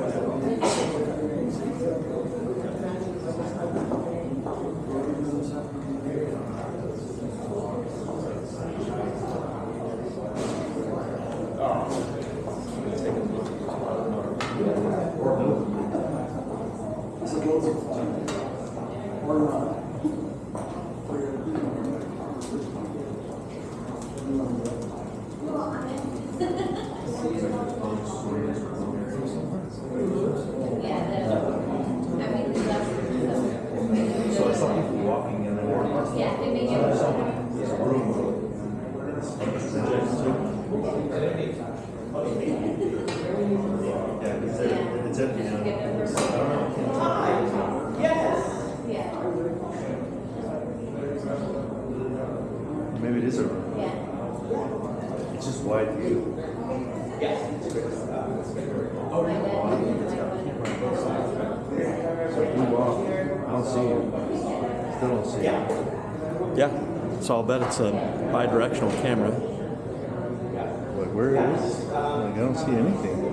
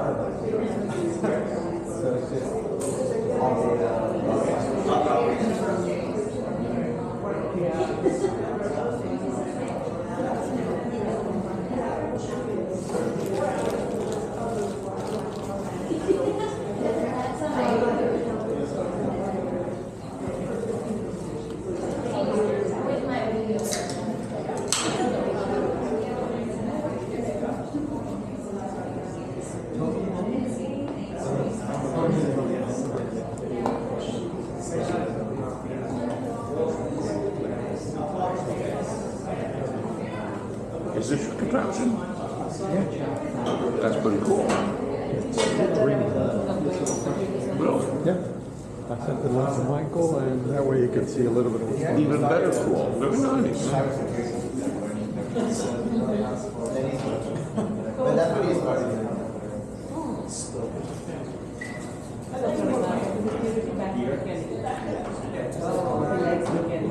He likes to paint on hard It's a portable that a lot of us can't really see. It's just like exactly the same thing. Like it's not a camera. So, I don't know, if provide a diagram that shows we're extracting data from the main frame. So, here's what we're talking about last time, which is my expectation is vulnerabilities. This is where the people Still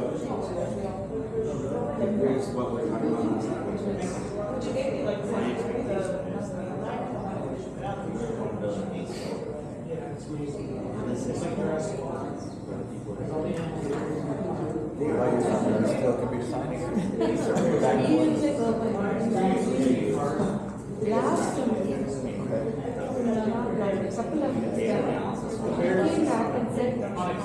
Okay, I have decided. I have decided.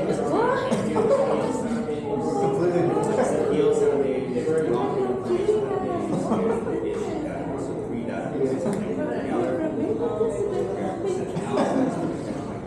Yeah, that's a very random one. So those pretty bad. we're only we're not saying it's fast. Right now we're trying to extract very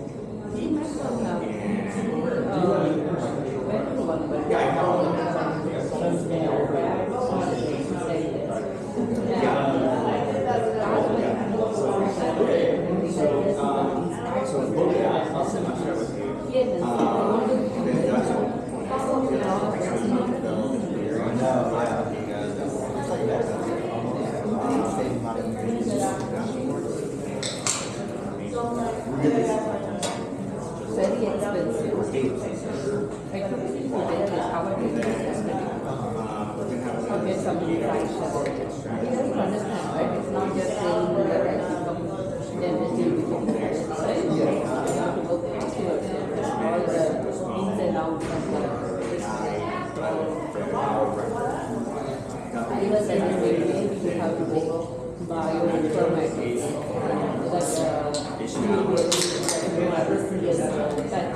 you're not losing your ears. the only third component is I don't know.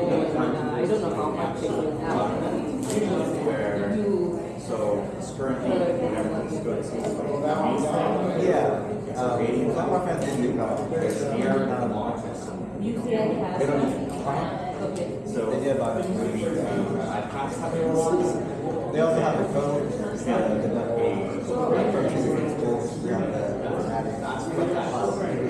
have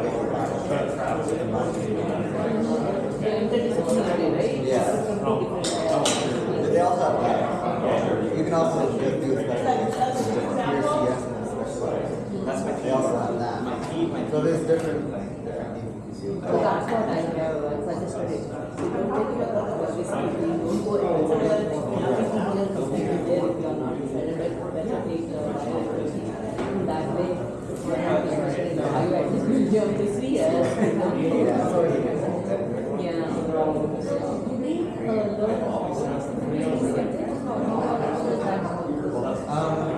Yes, they have to teach the basic.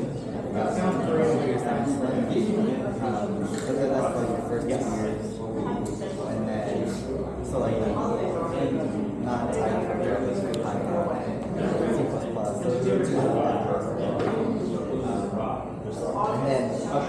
and then you section off to whatever you're doing. But yeah, So after transport, then you try to go outside. That's what this is. after second year, you have to tell your counselor that you specialize. This or is if like you want to go into a specific. I think I'll send you. that's the only specialty, but the interdisciplinary one, I think you have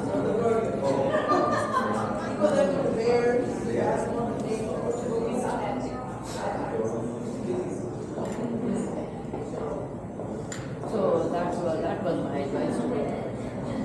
because you are not present on the site, you take later what you want to do. Again, but we and as far as it's not losing the effect of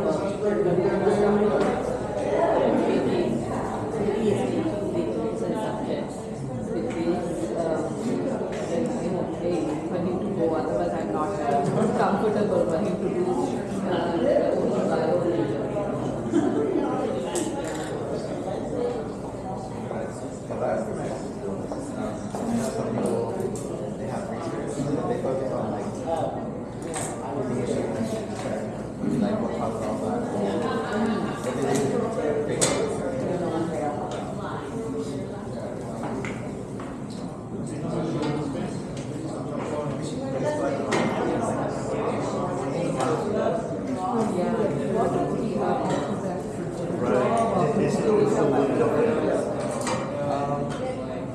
Typically, it's with like research. There's also like environmental activities. Otherwise, I have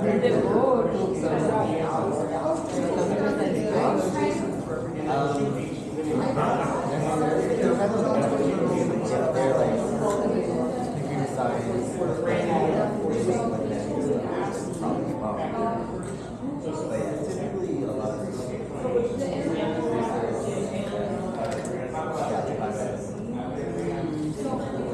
I don't know how many job opportunities that things, right? I don't know either. I don't really know.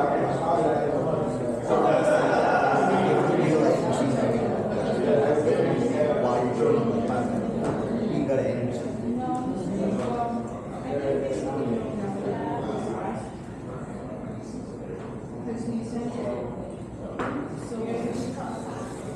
Do you have any friends who do that? Not really. Even with like main companies. No. Who did biology?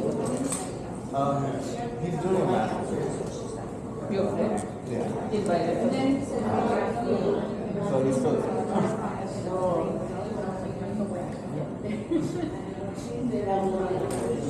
And he did in this year? Okay. I don't really know how but that's how it is. Do you mind if I talk to him? I don't really talk to him. Yeah, I don't really talk to anyone after college. I don't mind. I don't talk to him.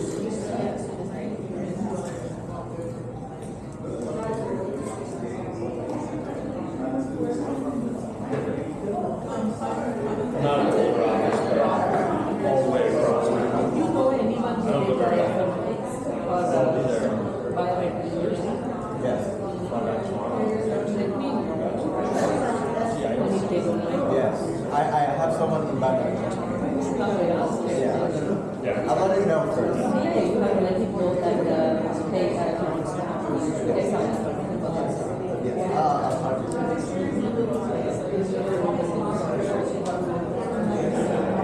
He is also from India. She, yes. She's from the engineers. Not the girls. What is she doing? She works for a with specifics. After undergrad.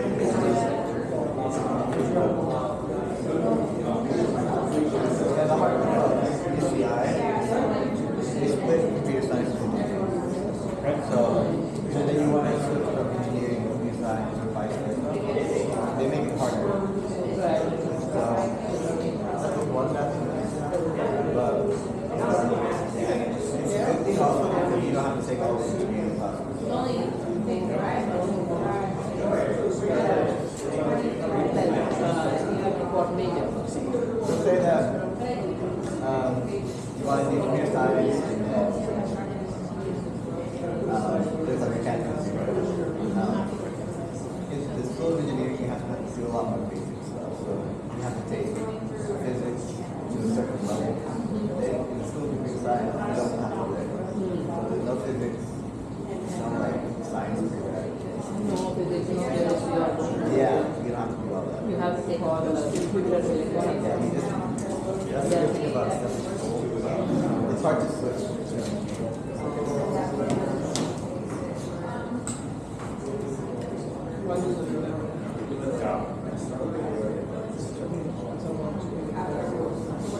You take this interdisciplinary classes, and how to lack You're in both. So you're in school.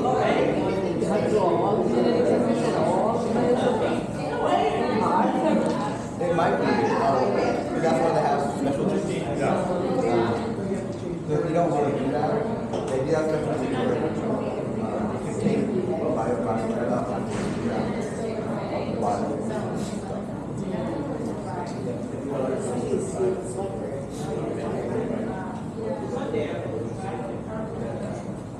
Yeah, talk to her and see if she's okay. Yeah. Yeah, you should.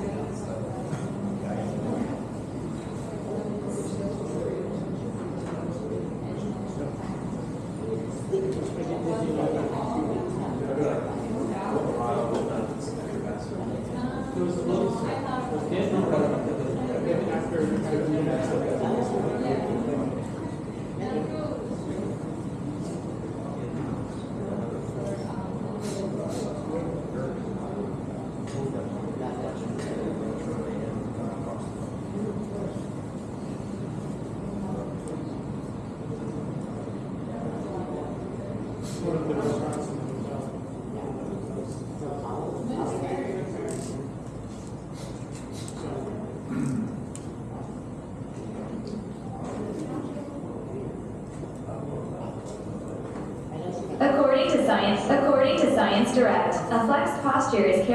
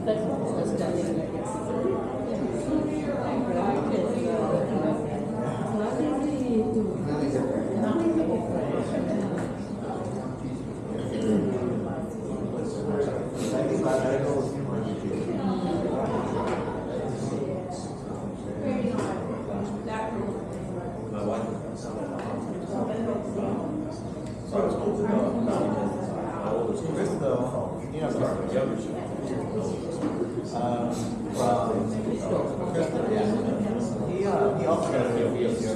He had like biology.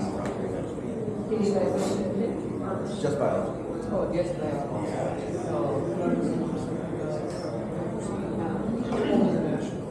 Yeah, my daughter does the same thing, right? She does biology. Her minor is Yeah, okay.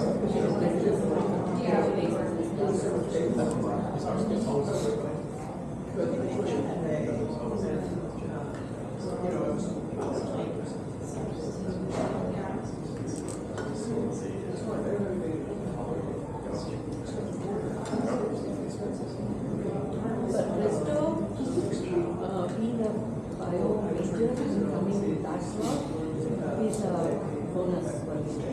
Really? I mean, It's so broad.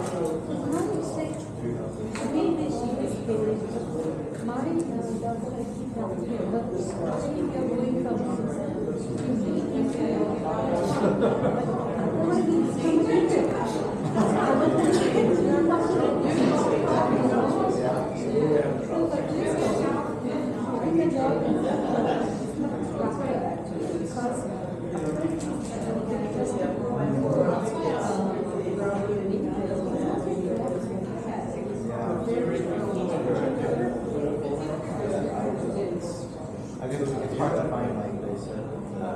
Jobs related to your degree. Like everybody wants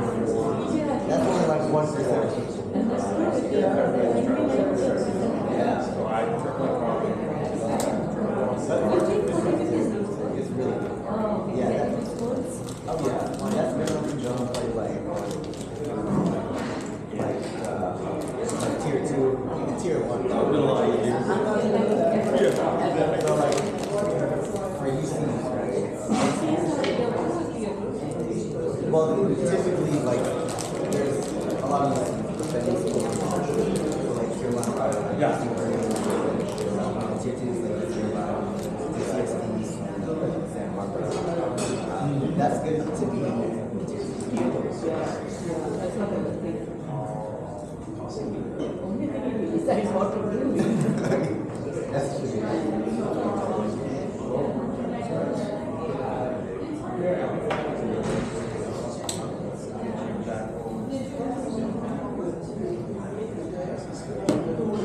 And also, like, there's some energy extra.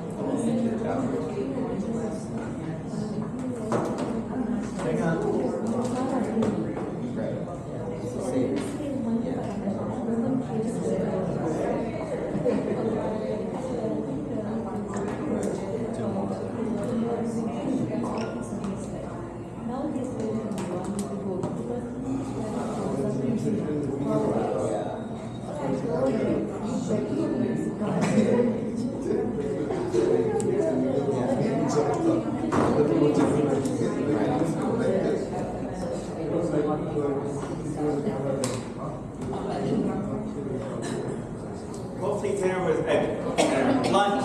I forgot what time of day we're at. But there's still plenty of food, so feel free to eat as much as you want. And then if you have extras, it'll be for anybody. We're going to get started on the next section. It's about our AI capabilities. So a lot of the things we talked about, we're going to have a few really cool demos. So this is the fun part of the show. And okay, Tony, you ready to go? Born ready. You were born ready. Okay. Okay, Tony, for you guys. Thank you.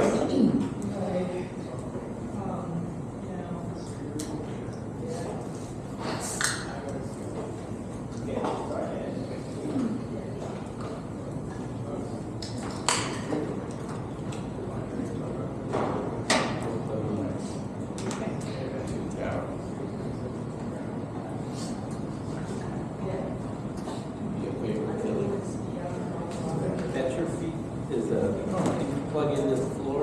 Yeah. You gotta line it up really good. If you have trouble looking. Can you do that with John? Right there. Oh, there's a guy. I don't want anybody to trip it. Kelly, we found one up here. We'll go ahead. Might be easier.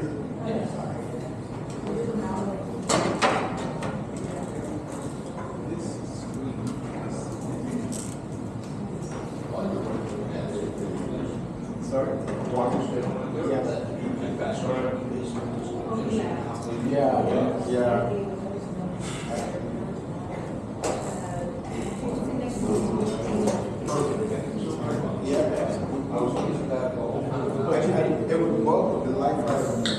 We don't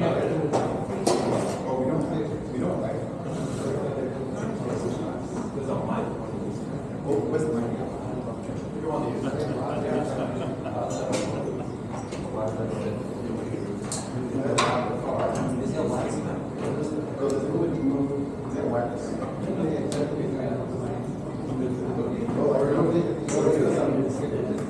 Oh, yeah.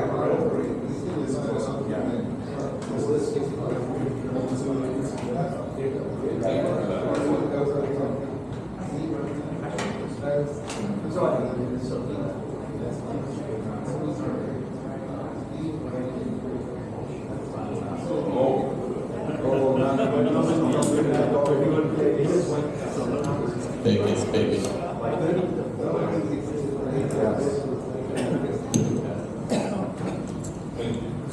You're welcome. That's really loud. Okay, are we ready to go? Ready to go? Everyone here? Yeah. Great. If there's anyone, you get 5 seconds. Okay. So hi everyone. My name is Anthony Okwechime. A lot of folk just call me OK Tony. Yeah. I know it sounds funny. I don't know how I ended up with that name, but yeah. I'm an AI evangelist on the Google Cloud Public Sector team. And today I'm going to be going over Google's entire AI portfolio. Now what I'm going to do is I'm going to try to focus on showing rather than telling. So we're going to talk about a lot of different technologies and we'll look at AI and what it was like prior to the advent of Gen AI. And then we'll look at what it is like now. And for every single technology that I talk about, and pull up a demo, some will be live, some will be video. But essentially, fingers crossed, everything will go well. So a quick question just before we get started. Anyone here who's already playing with Gen AI? Generative AI, okay. What about traditional AI? Anyone here who's using traditional AI? And this could be vision, it could be for video, it could be for, if you have a call center and you have a virtual agent, there's a wide range of options. Anyone here who's using that already? Okay. Anyone here who's looking to do that, who's exploring the options? Great, looks like a lot of people, okay. So I'm going to go over today what our strategy is, how we can help shape your AI strategy. Stand over here. We'll take a quick, and then the rest of this is going to be focused around Google's AI platform. We refer to this as Vertex AI. All of the different components that come afterwards are subsets or are parts of Vertex AI. We'll look at contact center for the folk who have contact centers and want to have a virtual agent and other related technologies. We'll move on to document processing. I'll touch on that very quickly. And Daniel, keep me on time because I can go on forever, you know. And then we'll also take a look at search and conversation, which is exciting for us. We'll take a look at our foundation models, generative AI Studio, and then how Google ensures that our solutions are enterprise ready for adoption. Okay? Scientifically, we'll start off by saying that Google is an AI company. AI is embedded in everything that we do. Google is the only company on the planet with 9 solutions, or 9 products, I should say, that have over 1 billion daily users. So if you have an Android phone, or you use Google Maps, or you use search, or you have a Gmail or Google Drive, all of those solutions have AI firmly embedded into them, essentially. In fact, a lot of them are completely dependent on AI. And that's the approach that we've taken over the last 20 years. Google was 25 a few days ago, and so essentially for 80% of our existence, AI has been at the fore of everything that we've done. Now, I'd like to start off with this particular quote by Philip, who is the VP of AI and Business Solutions at Google. We've done a ton over the last 2 decades, but particularly over the last year, we've started to see a new generation of technology. And Philip says, this generation of technology is the most approachable and flexible technology that computer science has ever built. And I agree with that, and we'll see why. His thoughts are that it can solve problems that the algorithm wasn't purpose-built for. Now, this could be a good or a bad thing, but you know, we'll see. And any business user can quickly experiment and get feedback to shape its use for their particular business problem. Now, the most important part of this for me is that any business user can quickly experiment and get feedback to shape its use. Because I have a question. How many folk here are ML engineers? I don't see anyone. How many folk here are data scientists? Well, there's one guy. There's always one guy. There's always that one guy. Okay. How many people here are developers at least? Yeah, so you see there's a few more, and that's the point, right? As you start to approach the expertise that's required to use AI, the folk who have the expertise are fewer and fewer.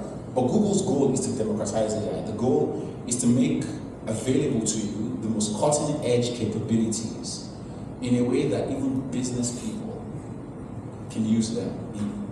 Essentially, can use them. It's simple enough to do that. That's the goal here.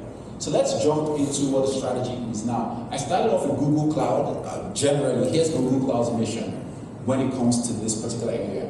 The goal is to accelerate every organization's ability to digitally transform its business. I've plagiarized this and modified it essentially for the public sector. Don't tell anyone I did that. But our goal is to help accelerate government's ability to digitally transform its mission, whatever that mission is. So we're working with Health and Human Services departments, departments of labor, tourism. The goal is to allow you to take the technologies that we provide, the tools that we provide, and accelerate digital transformation in all of those areas. The second goal here, or the second part of our mission, and the part that I think is even more important, is to help clear every barrier in the way of deploying useful and predictable AI at scale. So the barriers are typically experience and expertise and knowledge and access to the tools, essentially. If I threw at you a bunch of foundation models, which I'm going to talk about, not a lot of people would know what to do with them. Not a lot of people would know where these fit into your particular business process. And that's what we're going to look to address today. Now, there's just a large number of use cases across not just the public sector, even across the commercial space, but I'm going to focus on the use cases that are unique to the public sector today. So we'll look at public health, for example. We'll talk about social safety net, so I refer to that as health and human services a lot, essentially. Transit opening, virtual government. All of these missions, AI can help accelerate. Now, the way that we do this at Google is we make sure that we provide solutions at different levels of sophistication. So for the data expert, he might want to play with more sophisticated tools. And we'll provide those to you with end-to-end AI tools, essentially core tools that you can go play with. For the developers, we'll make APIs available to you. Because that way you can simply access an API and use that to incorporate stuff into your environment, into your applications. For the rest of the folk who are like, hey, I'm not a developer, I don't want to have to train the model, Google will provide what's in the middle, and that's why I have a pointer, I should use it here. Okay, it doesn't work on the screen, but the point is, we start off with providing what we refer to as ML APIs. I'm going to show you a few examples. So think of that as Google puts together the capability where you can look at a picture and you can extract information. You can look at a video, you can extract information. You can take some text, say you have policy documents or something of the sort, and you can extract information about the content of it. You don't have to write any code because Google will provide you actual APIs. So if you're a developer, you can simply say, hey, I want to extract information from images. Perhaps it's an image of traffic cameras or something. I want to extract a license plate. You can simply use an API to do that without having to write any additional code. You can incorporate that into your particular application. And that's great for, say, 70 to 80% of the use cases.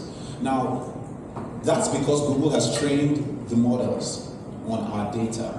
What happens when your data is unique and it's not anything that Google has? Well, we provide AutoML. AutoML essentially allows you to bring your data, and Google will figure out all of the AI models that are appropriate for you. We'll actually select an AI model, the best model, depending on the use case. And that's completely transparent to you. Your experience is, hey, I have all of these images, or I have all of this video, perhaps it's video from council meetings or something. I want to be able to figure out what everyone was saying. I want to annotate. I want to figure out who was speaking. You provide us that data, and AutoML will automate the process of finding the right models to help you extract the data.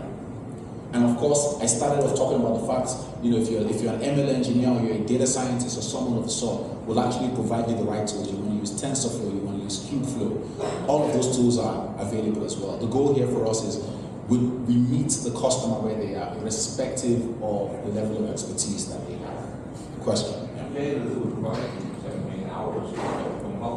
So that's a great question. Your data never becomes Google Clouds. So just to be clear, I'm going to talk about that towards the end. This is not the same as consumer offerings. The enterprise offerings that we make available to you, Google never uses your data to train your model without your permission. So your data remains your data. It's used to train a model. The model is hosted in your Google Cloud project. Google can't access that model. So let's jump into a quick overview of Vertex AI. Now Google, again, I'm going to stay high level, but if there's folk in the room that would like me to dive deeper, please raise a hand, interrupt me, it's perfectly fine. So Vertex AI, and it's a term I'm going to use about 100 times today, is Google's end-to-end AI platform. And what that means is that this solution provides you all the tools that are required to build, to deploy, to manage in production AI models. Now, there's multiple different components I'll skip all the infrastructure. Infrastructure is the basic stuff, it's great, but hey, this is all of the compute. So Google has GPUs, graphics processing units, and TPUs, tensor processing units. The point is, think of this as all of the compute that's required to run your models, right? I'll talk about model guarding. I'll go over the AI platform search and conversation and AI solutions as well. But I want to start off by saying that for today, my focus is going to be around the actual solutions, and I'm not going to spend a lot of time on MLOps here. Anyone interested in MLOps? Is there anyone? Okay, and I figured out that would be the case, so I'm not going to spend a bunch of time on MLOps. It's great, but that's a topic that we can address at another point.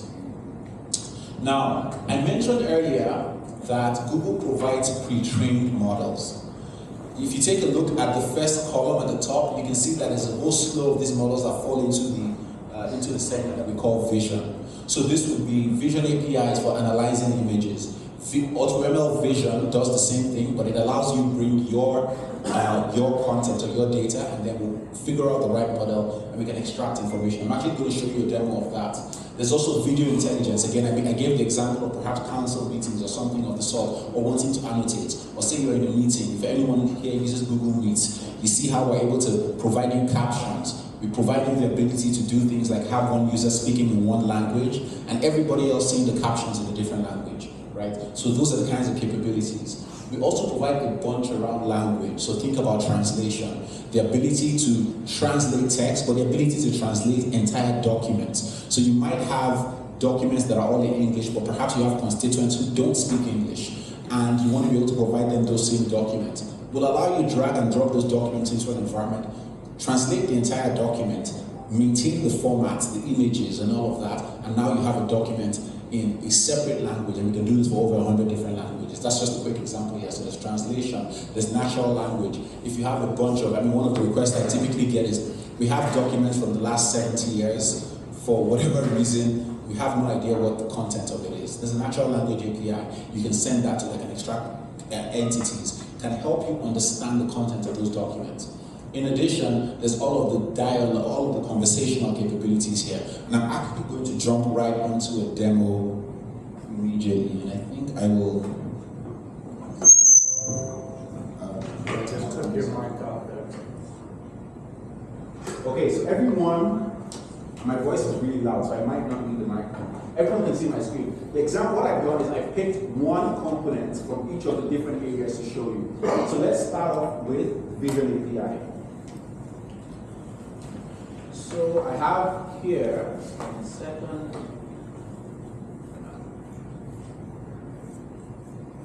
So I have here the wiki comments data set. This is essentially a data set extracted from Wikipedia.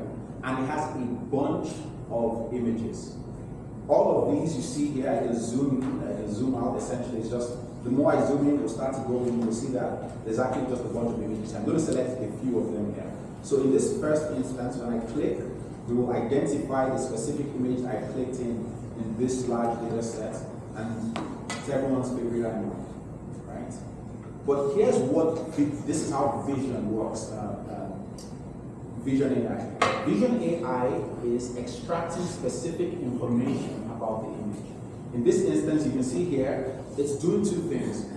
It extracts information and then it provides you a confidence score. It's essentially saying, here's how confident I am that the information I'm providing is accurate. So let's take a look. Is this big enough for everyone to see? Can everyone see this? Great. So you can see here, it identifies that it's a cat, 0.99%. Of course, this is on a scale from 0 to 1.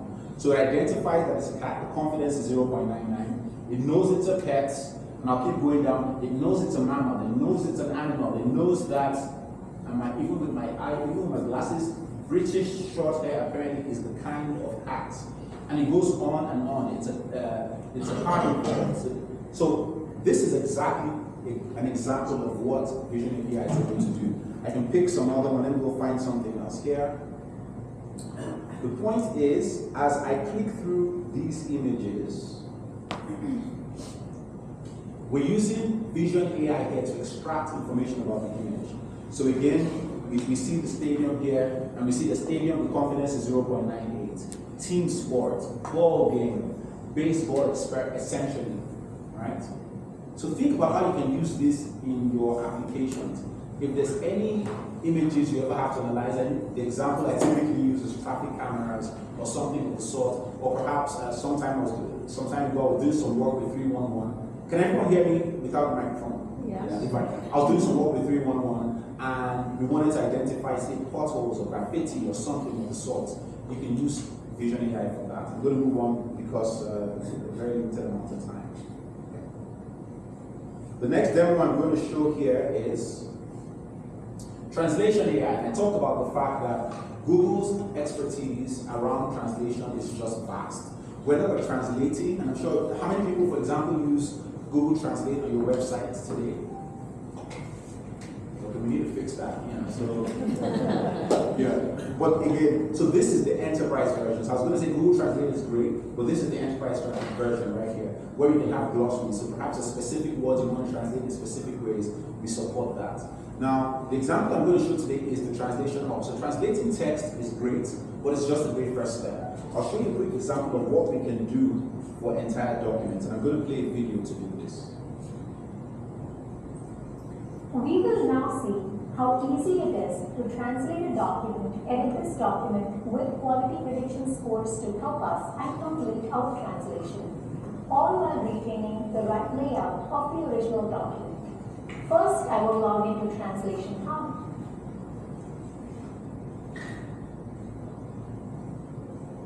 And I am presented with this screen.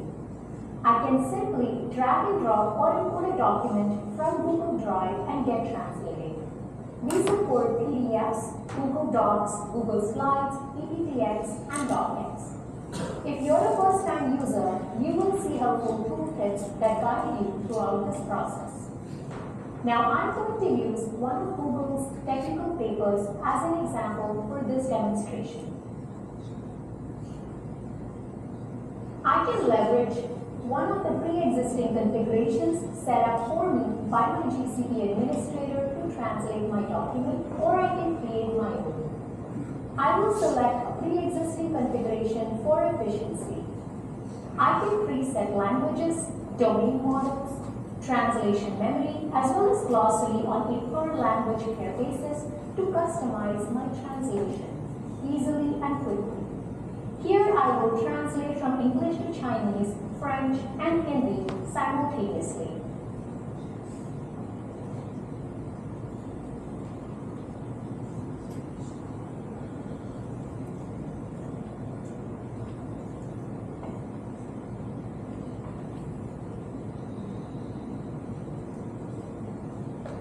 As you can see, in a few seconds, my translation has completed and rebuilt the document perfectly and rendered on screen with high quality format and layout retention. I would now like to edit this document. I am presented with an editing view that gives me the translation quality prediction for the target sentences in a side-by-side view, and this is color-coded to help you with visual cues to decide where you would like to spend your time editing. You could edit some or all of the document. The translation memory matches our human-validated content highlighted in green. I'm going to edit one of these lower quality segments for this example.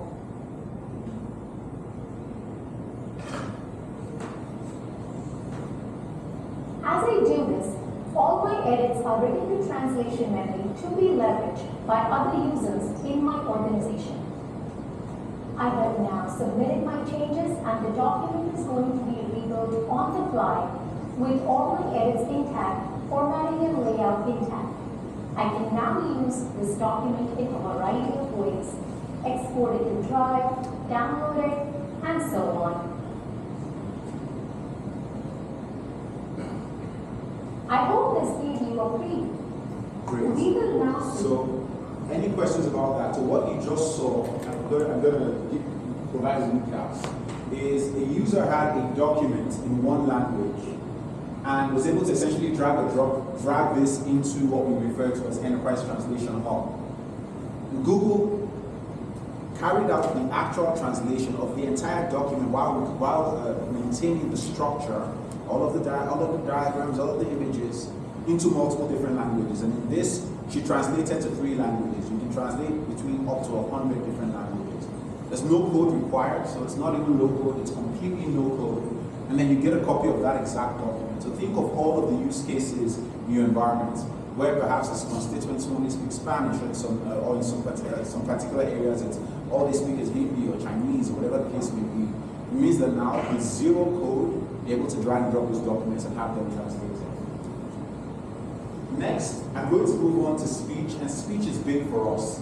Now, if you think about call centers, but not just call centers, if you think of any applications you have where you require a user or you require an experience where users interacting with perhaps your user interface, might be your call center, there's 2 things that typically need to happen. First, we need to be able to understand what humans are saying. So we need to be able to perhaps take a recording and figure out, transcribe it is what we call that, right? So it might be neat. It might be that you have recordings of council meetings or something of the sort. We need to be able to take the audio and figure out exactly what folk are saying.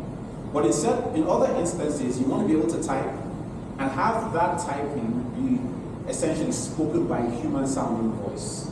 I've seen folk have to do this, perhaps in the call center, you want to have greetings, or you want to be able to take the mayor's voice when you walk into the airport for some reason and have him greet you or something of the sort.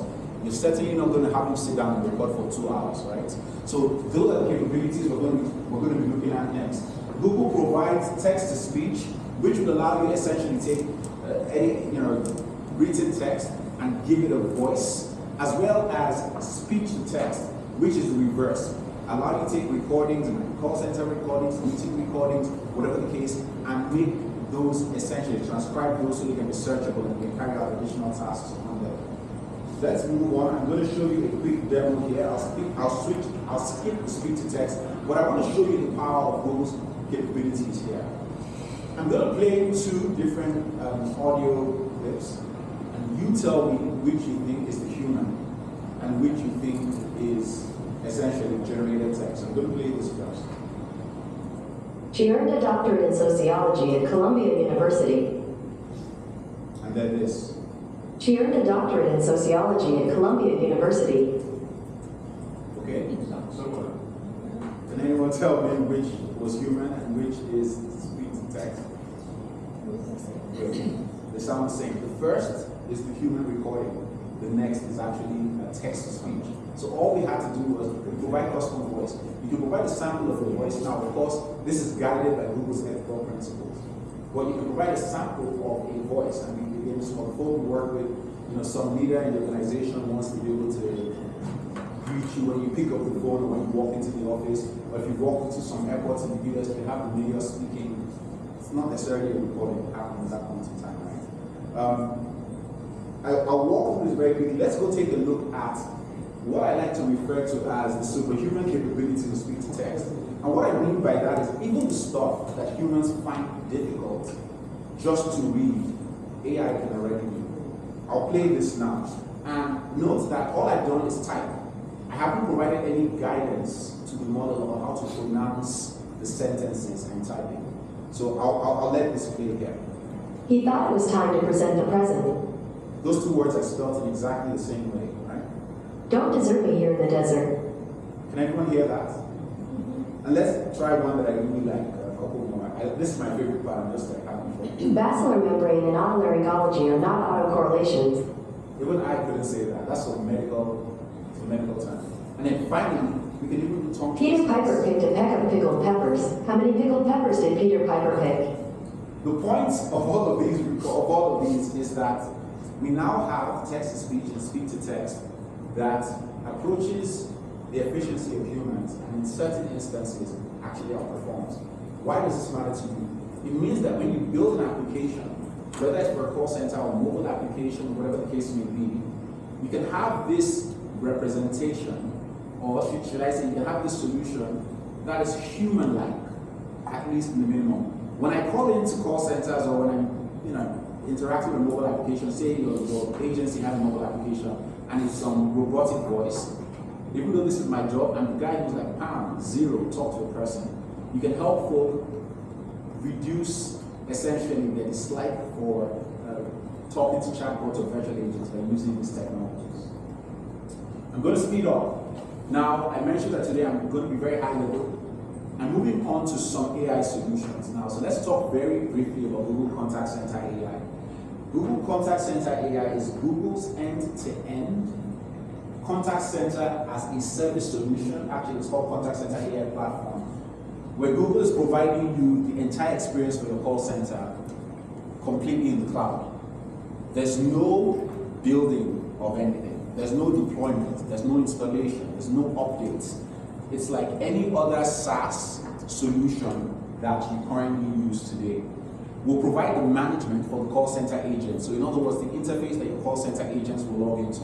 We'll provide the virtual agent that will engage with constituents when they call in the same kind of human-like voice that I just showed. If you choose, we'll provide integrations to backend systems. We've built into this generative AI, so now you can simply point to content and you can have a virtual agent that's an expert on the content. We'll help call center agents be more effective as well, because as you're speaking to a call center agent and asking questions, or as constituents speak to them, we'll go search on the back end, surface up the response to questions on the screen for the call center agents, so that they don't have to go search for information. So we'll reduce average handle time. And I know that's a lot in just a few seconds, but because of time, I'll show you a demo. Before I jump into the demo, I wanted to point out that for Google's Contact Center AI, there's always three main components. First is a virtual agent. Think of a virtual agent as being similar to the Google Assistant. It's like having a Google Assistant that's knowledgeable about your agency or your organization's data, your policies and processes. This is why you can call in and say, and a constituent can call in just here, welcome to the Department of XYZ, how can I help you? In a natural sounding voice. What is the status of my claim? Great, I can help you with that. That's the experience provided with virtual agent. The virtual agent is able, again, to do this in multiple different languages. Over 100 languages for text, over 40 languages for voice. You will always get what we refer to as Agent Assist. And Agent Assist is all of Google's capabilities that help call center agents be more effective. We'll provide them a summary of the conversation at the end so they get disposition faster. We'll provide them in real time a transcript. So as they're having a conversation, the call center agent will be able to see a transcript of the conversation. We'll provide them sentiment analysis. They will be able to self-assess themselves. Is this conversation going well or is it not going well, essentially? We'll provide them what we refer to as article suggestions, which is what I referred to earlier on. So as the user is speaking, Google is searching the web or is searching back-end systems and putting the answer on the screen. We can take a novice or beginner call center agent and make them perform at the same level as an expert. And then finally, we'll provide you insights. Insights is our platform for conversation analysis. This is where we will say to you, here are the top trends across the call center. Who's calling in at what particular time? We'll make all of that searchable. So imagine the folk who were like, hey, someone called in 3 days ago and there was some issue, and all I remember is that the user cost a lot or something. I can go look for that particular sentence, whatever they said, and we'll pull up every conversation in the entire call center where a user said something of the sort. Or perhaps you have call center agents and there's policies where at the end of the conversation, every call center agent has to say, thank you, I hope I was able to resolve your issue. You can go in and search for thank you, I hope I was able to resolve your issue, and we'll find every single time that the call center agent used that. The call center agent said that. I'm not going to do any more talking. Let's jump right into a video of a demo very quickly, and then I'll talk through a few of the capabilities and everything more. Any questions at this point? I know I'm moving really fast, but there's a ton to cover.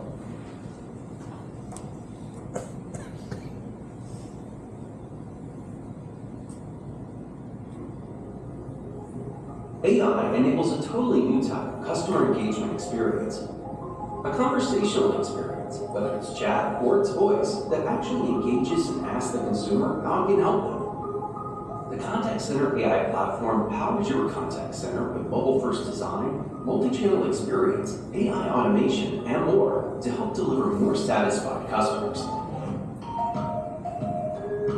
Let's say Rob needs information on getting his first mortgage, but doesn't know where to start.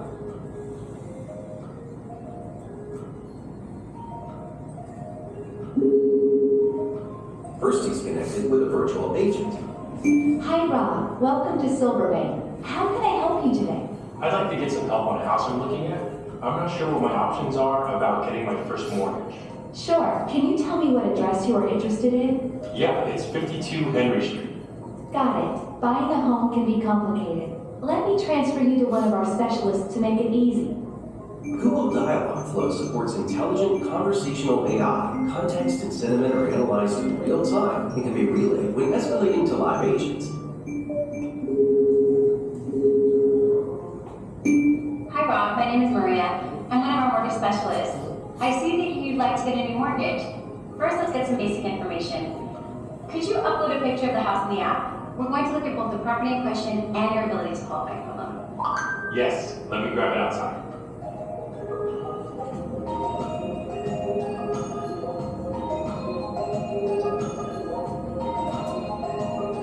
Okay, just sent it.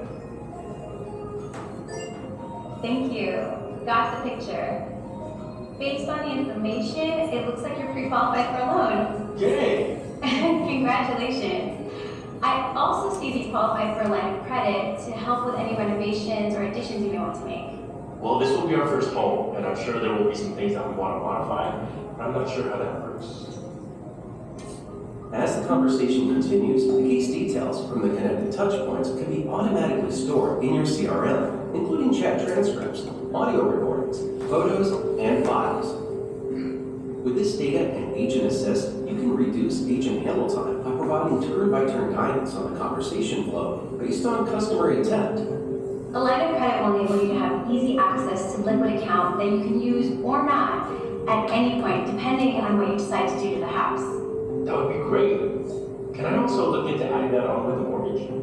Sure, but I will need to validate your identity once more before qualifying you further. I'll send you a notification that will use facial recognition on your phone. Just got it.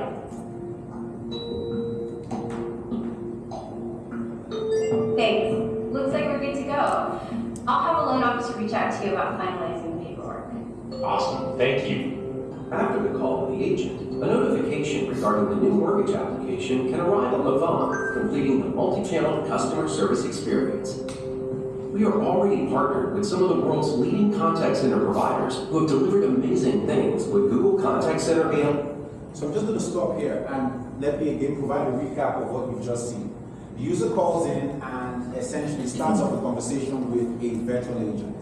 And I don't know if you noticed, as soon as the user asked the question related to a particular home, they didn't have to say, I want to speak to a call center agent. The virtual agent realized that this is a more complex conversation, and so transfers the call center, the user, to a human. And that's the experience that we provide here. You don't have to say, hey, I want to talk to a live agent. The user might be upset and say, this is really annoying or something of the sort. And we know the virtual agent knows to transfer the call. After the call was transferred, the call center agent had access to all of the information about the conversation that had transpired with the live agent. So this is not the experience where you get transferred from one person to the other. And this is the thing that, let me use, that just annoys me is what I'll say. Like, hi Tony, how can I help you? I'm like, really? I've been speaking to your colleague for like the last 30 minutes essentially, right? And that's exactly what we're able to avoid here. Now the call comes in, and again, with CCI platform, we are integrated into the CRM. In this particular case, it's Salesforce. It could be ServiceNow, Microsoft Dynamics, Customer, whatever your CRM is, all of the metadata for the call is stored in the CRM. It's never persisted in Google's environment. So it means that concerns about security and compliance essentially are not, should I say, as serious as in other environments. Of course, you do all of your compliance checks as well. As the conversation continued, at some point, the user had to share an image. And so the user was able to go out, take a picture, and send it in. Google's goal is to provide an omni-channel experience that's multimodal here. So when we've built some solutions for folk, again, I remember working with 311, and folk wanted to take a picture of, say, graffiti on the wall or pothole, or say a constituent has filled out a document. Typically, or needs to provide an identity document. Typically that's, okay, let's get off the phone, we're going to go mail the document, or have to schedule an appointment for you to bring it in. Now they can simply take an image of the document and pass it on, and the call center agent receives it in real time. In addition, as the call continued, we needed to validate the user identity one more time. And in the example that you saw here, we're using a capability that's actually on the user's phone. So this is not Google Cloud in any way. We're saying if you have an iPhone, I don't know why you want an iPhone, I'm just kidding. If you have an iPhone, you can use facial recognition, or if you have an Android phone, you can use either your fingerprint or you can use your PIN code. As long as the user is able to do that, we can use that as, we can trust that authentication mechanism as the user, because we have their phone number and we have the application running on their phone. At the end of the interaction, we then sent out an SMS. We can send out an SMS and email. The point is, you get with CCI platform this end-to-end contact center as a service solution that has all of these capabilities built in. We no longer have to force a user onto a specific channel. There's not a need to say, hey, you know what, you're on the website, so you're stuck with the website. You're on the phone, you need to send an image, too bad. Irrespective of the channel, you can start off chatting on the website and say, you know what, I would like to escalate this to phone, to telephony, essentially. The user can provide a phone number, we can call them right away. You might be chatting on, you might be having a telephone call, and my last name is actually Okwechime, which is why everyone calls me OK Tony. No one can spell it, right? But the solution provides you the ability to have a session running a long time with telephony, where I can pull up my phone, click on the link, and now I can start to provide responses by text. I remember working with a DMV several years ago. It's a pain to collect a VIN number. It's like this, I don't know who invented those things, like 17 digits is alphanumeric, there's no form, there's no order to the thing, right? We can help address those kinds of challenges now. I'm going to move on again very quickly. Was there a question? Anyone have a question? Okay. Great. So, all of these were always available with CCI and CCI platform. But we have introduced GenAI and large language models to provide an even improved experience. So in the past, your virtual agents could already do a great job of having conversations like you saw, but now they're driven by large language models. It means that your virtual agent, we can simply point to data, and I'm going to dive into that a bit more, and now it's an expert on the data. We can point to your website, and now we can answer every single question. And I'll talk about that later, so I'm not going to spend a bunch of time. It means that when we take a look at agents we could already help by popping up responses on the screen. But now we can provide an agent AI assistant to guide them through entire processes. I remember speaking with a call center for a particular service where they said it took them something like 21 months to bring a call center agent, essentially take them from being a novice to being an expert. Because the call center agents were sort of professionals. Essentially, they had to be able to answer all sorts of questions. Now, it means that you can have this AI assistant that's by the side that's guiding the call center agent step by step. I'm going to speed up here again. You know what? I have this. I wonder why I keep going back and forth. Okay. Let's take a look at Document AI. Again, I'm not going to spend a ton of time. Google's Document AI solution allows us to take unstructured data and transform that into structured data. And this is what I mean. Think of forms. Think of documents, essentially. Typically today, if you're going to be processing them, first you're going to scan the document, you're going to essentially get it in digital form. And then you need some sort of OCR to extract information of it. And then you need to enter the information into some backend system. So some unfortunate person has to go, not unfortunate, but some person has to go figure out that entire process. Document AI will essentially allow you to point to documents and will extract all of the information for you. We'll extract key value pairs. We understand what kind of information is on the document. Not to get into these, we actually have specific processors for specific kinds of documents. So say you have a W-2, you have a W-4, you have a passport, you have a driver's license. Google, in the past, built up what we call processors that get to a very high level of fidelity when it comes to extracting that information. So say you have a backend system and you're the DMV and you need to extract, hey, a user comes in and they need some, they want a real ID, they have the old ID. Essentially, you scan that and send that off to Document AI and we extract all of the fields, first name, last name. If a user is applying for a real ID and they need to provide a passport along with some other 3 or 4 different kinds of identification documents, we can make sure that the name is the same across the board. There's also fraud checks that are built into Document AI, but all of that is great. Today, we're not just going to talk about Document AI. I want to focus on how Gen AI is augmenting the capabilities of Document AI. So first of all, now we can find better answers using natural language. Document AI has a companion product that's called Document Warehouse, where you can store all of your documents We can make those documents searchable. You can essentially assign permissions to folk to access those documents. Semantic search we can use as well. Now you can search in a natural language type of way in your document, in your actual document repository. So this is not keyword search yet. Semantic search, we can get into the modalities of what that is, but we provide that ability. You can use Gen AI and large language models to classify the kinds of documents you have. Some of the most painful things some of the most painful processes I ever have to go through is, working with a customer who's like, hey, I have birth certificates and identification documents from the last 70 years, and here's all of them. Okay, did you break up which is which? No. Because 70 years ago, or whatever it was, people filled out one long form. Or 20 years ago, it was one digital document. We scanned them, and for every user, we combined all of their documents into one, 3 different documents into one. So now we need to go figure out, the top for this user is actually an identity document. The second half of it, or the next 2 pages are a form or something of the sort. And the third part is, the application results. The point is now, large language models in document AI, the capabilities, we can classify and extract information without having to write any code. Nothing. Finally, we can use Gen AI to summarize and answer questions in any of your documents. And that's something I'm actually going to show you today. Not just the document AI, it might be policy documents, which is my favorite thing now. I'm becoming like a policy expert. I'm like a US policy expert. In the past, I never read any of that stuff. But hey, I'm like, hey, there's a new tax law. Great. Summarize this tax law for me, essentially. So there's just a ton of use cases around this. But also, and this is essentially, we announced this at Google Next, this is in preview today. In the past, you needed to essentially do some training. So we would do what we call annotates. So the way that it worked is, say there was some document we've never seen. It's not a driver's license. It's not a passport. You'd have to go in and specify that this particular field is a name, for example. Or this particular field is a payment. And you have to do a few examples of that so the model will understand. What we announced at Next is custom extraction, where there's no need for any labeling. Document AI, powered by large language models, will handle the labeling for you. So I like to say this.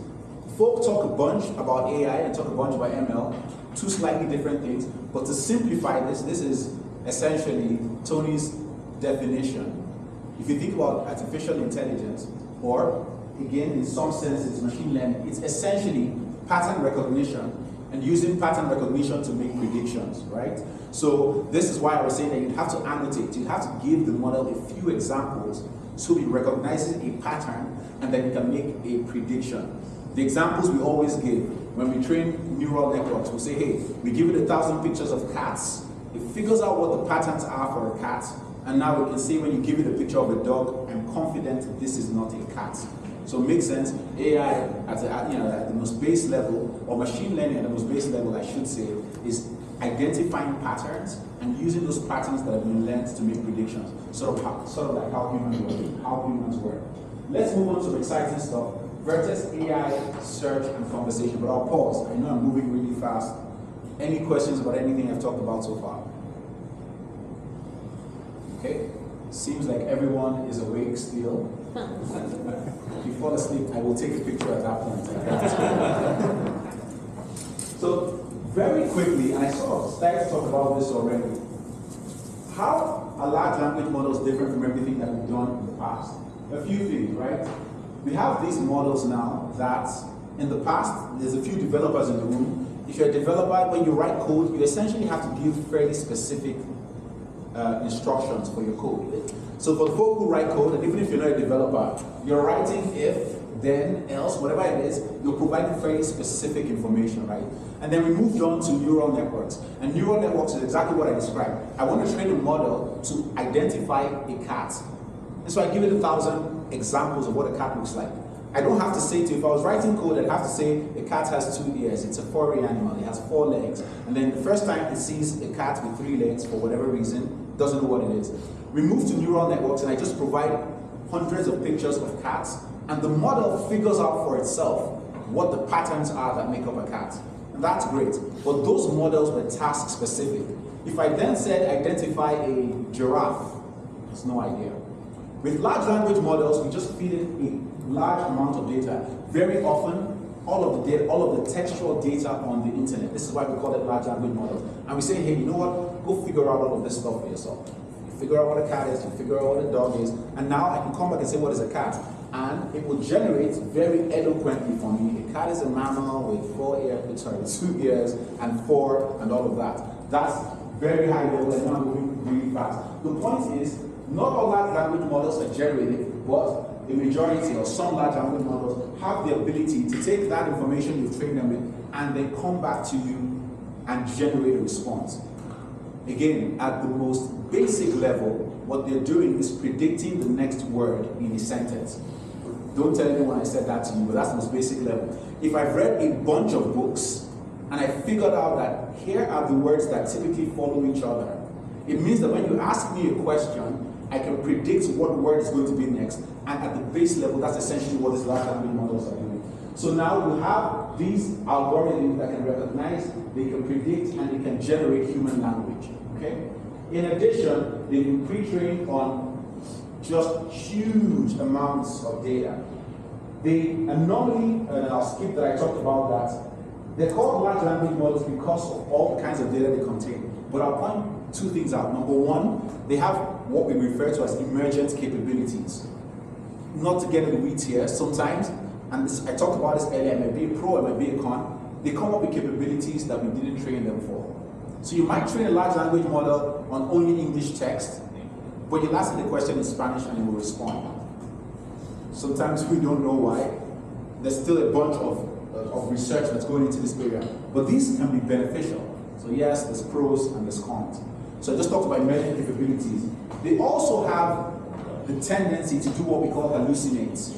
And I hate when we use terminology that should only apply to humans for technology, but the point is, sometimes they'll get it wrong, but they'll be just as confident when they're wrong as when they're right. They're kind of like me. When I'm bluffing, you'll have no idea, essentially, right? That's the point of the large language model. The point is, they have those shortcomings. Google's technology or Google's solutions will put in place tools to ensure that we can reduce the occurrence of hallucinations. Let's jump into what Vertex, and I want to talk about that before I jump into Vertex AI search and conversation. Again, to provide you with the 100-foot view of this, Google has taken our capabilities around search, our new capabilities around large language models and Gen AI, and we use those to enable two experiences for you. First is a search experience, and we refer to that experience as Vertex AI Search. What that means is you can point to multiple different kinds of data, and now you have a search experience based on that data. You can point to your website. So I'm sure if there's folk here who have websites today, you probably have a search engine on your websites. Anyone who has a search engine on their website today, whatever the website may be? Anyone? Great. So there's yeah, you have search. I don't know what the internet is. Exactly. The point is, you can point to your website now. You can point to structured or unstructured data. This could be perhaps a bunch of PDFs. The use case I've seen the most, believe it or not, is folk wanting to point to their policy documents to figure out what's in there. It's always weird to me. I'm like, hey, it's your internal policy document. I would expect you know what's in there, right? But folk are typically like pointing to it and say, hey, how many vacation days, right? Whatever the case may be. The point is, now you get this search engine that applies semantic search. So again, I talked about this earlier on. Rather than just keyword search, it means that, if you remember the example I talked about earlier on, I said, the call center agent I need to end every conversation with, I hope I was able to help resolve your issue. What if some other person said, I'm confident I fixed the problem? It's essentially the same thing, right? It's just semantics here. Google's search engine will understand that the intent was the same and will provide you the same response rather than use keyword search. We've also built into these extensions so that we can start to connect to third-party systems. We already today support Jira and a few other, Salesforce and a few other backend systems, so that now you can actually search directly if you have content in any of those systems. We also provide grounding and connectors as well. I'm going to speak through this. Vertex AI Search will allow you to quickly set up Google quality multimodal multi-turn search. And by multi-turn, what I mean is that when you ask a question, we will maintain the context. And I'm actually going to show you a quick example. So I might say, hey, the example I'm going to use today is for the VA. I might say, hey, I'm a vet. What benefits do I get? And perhaps the model responds, hey, you have access to the GI Bill. I can then say, how do I sign up for that? Your search engines today, traditional search engines don't do that. I can essentially have a conversation with my content in a search engine. In addition, you get access to summarization. So when you ask a question, typically, what would a search engine do? It will pop up a document for you. Perhaps the response is distributed across multiple different documents. With Google's enterprise virtual search solution here, essentially Vertex AI Search, we will summarize the response across all of those different documents, so at least you have a starting point. Think about how useful this can be for complex information that folks typically have to go figure out themselves. We'll also point out where the information is coming from as well. Conversation. I talked about the fact that Google's goal here is to allow you to point to different data types and provide you two experience types. The first was search, the next is conversation. So again, a lot of people have search engines on the website today, but for the folk who have chatbots, that same data that you pointed to can drive a full-on conversational experience. So while we can have multi-turn search, you might prefer to have a more conversational experience, where perhaps on your website or in a mobile application, users are able to say, hi, I applied for Snap and I haven't heard back, and the bot can be like, oh great, I can help with that, provide me the last 4 digits of blah, blah, blah. The point is, you can simply point to data and we'll build out that entire experience for you. We provide, again, multimodal support, images, audio, and all of that. You can train on a variety of data, and this is what I was referring to. You can point to your website, you can point to documents, you can point to FAQs. All of those are completely supported. We can enable transactions, and here's the coolest thing. We don't have a lot of time for that today, but anyone here who has a chatbot on their website or a virtual agent, anyone use that today? Okay, I have a chatbot to sell you. I'm kidding. But the point is, if you think about those solutions today, nobody knows how, well, not nobody, you need some sort of expertise to go build a chatbot on your website.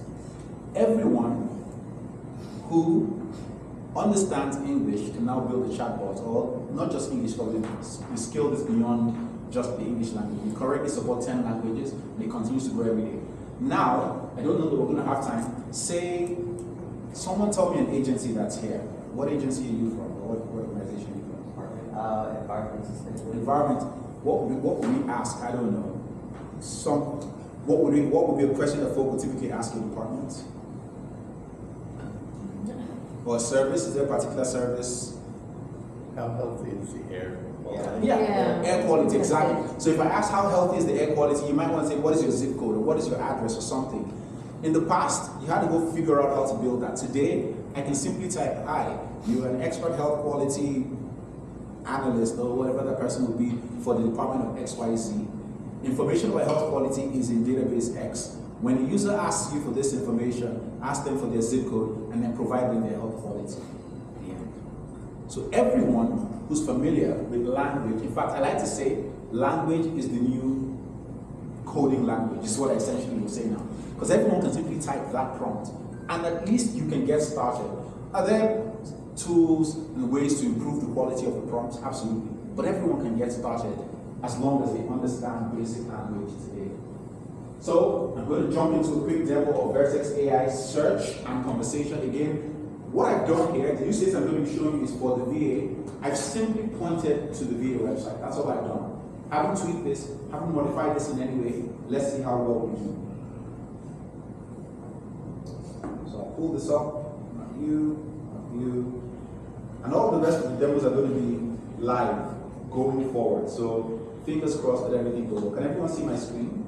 Yeah, great. So I've done hundreds of these, so I have a few questions I'm going to ask because I can't remember every department's questions here. What I essentially pointed to the VA website, and I'm going to start to ask a bunch of questions here. Google actually provides you the user interface, this search interface that you see here. You don't have to use it, you can build yours.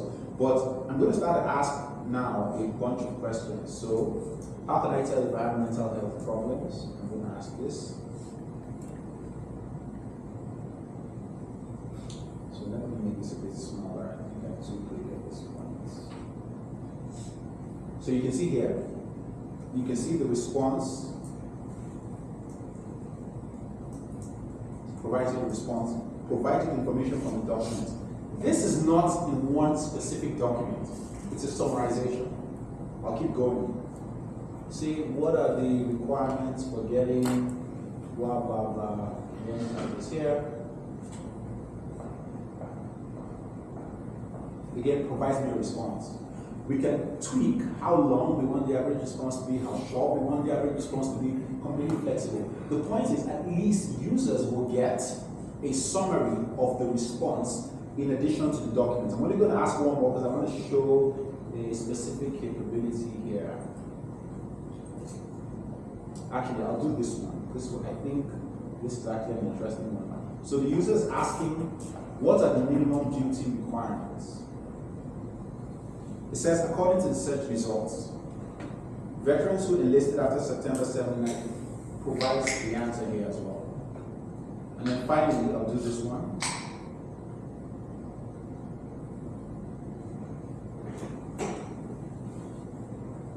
You see in the response, it actually is showing you the document where it came from. You can see 1, 2, 1. I can see here, this is document 1, this is document 2. I can click into any of these documents, it will take me to the exact part, the exact text in the page where the information came from. So we are confident that information is grounded in factuality. We're reducing here the tendency of the large language model to hallucinate. I'm going to move very quickly to the next demo. And the next demo is going to be, so what you see now is the search experience. What if I wanted a conversational experience? Again, I filled this out. Now, remember that I said I simply pointed to the VA website. I didn't have to figure out questions and answers. As long as the content is on the page, and a lot of folk will show you this, right? But I'll start to ask a bunch of questions here. So, this is the chat UI, the widget. Google provides you the widget. There's nothing to do. You can customize this, change the color, put your logo, whatever the case may be. And all of this, to set this up, even though I'm not going to show it today, all you have to do was click, what is the website, and now you have a virtual agent. We actually will provide you the embed code to go put this on the website.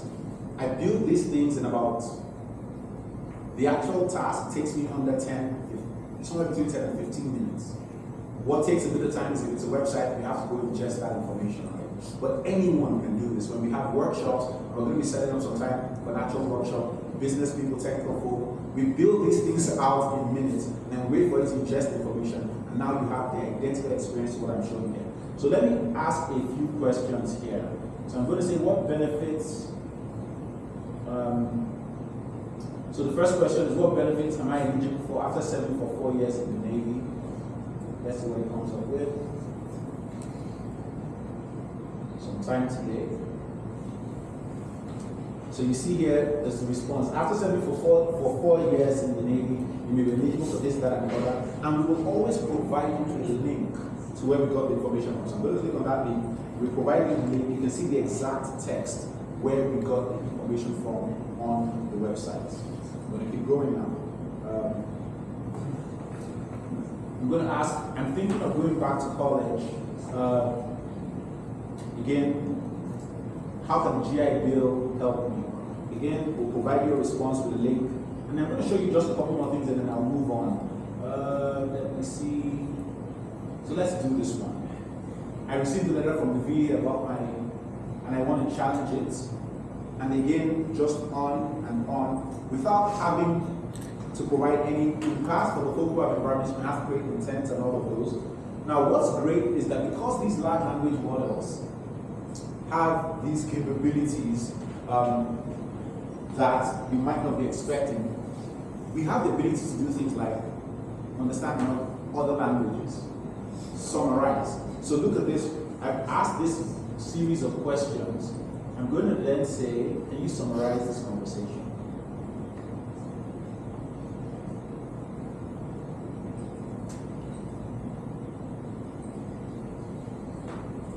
And then you get a summary of the conversation, right? So think about the experience you might provide. At the end of every time a user calls in and chats, you might say, would you like me to text you or email you a summary of our conversation? And then I can do this in Spanish as well. Now, you know what? Somebody here probably speaks Spanish, so let me see if I build this.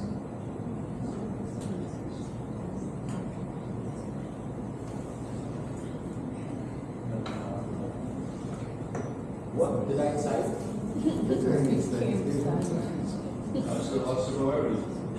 No, there's no. So this is my demo. Of course, I opened the demo. I had to break it at this point.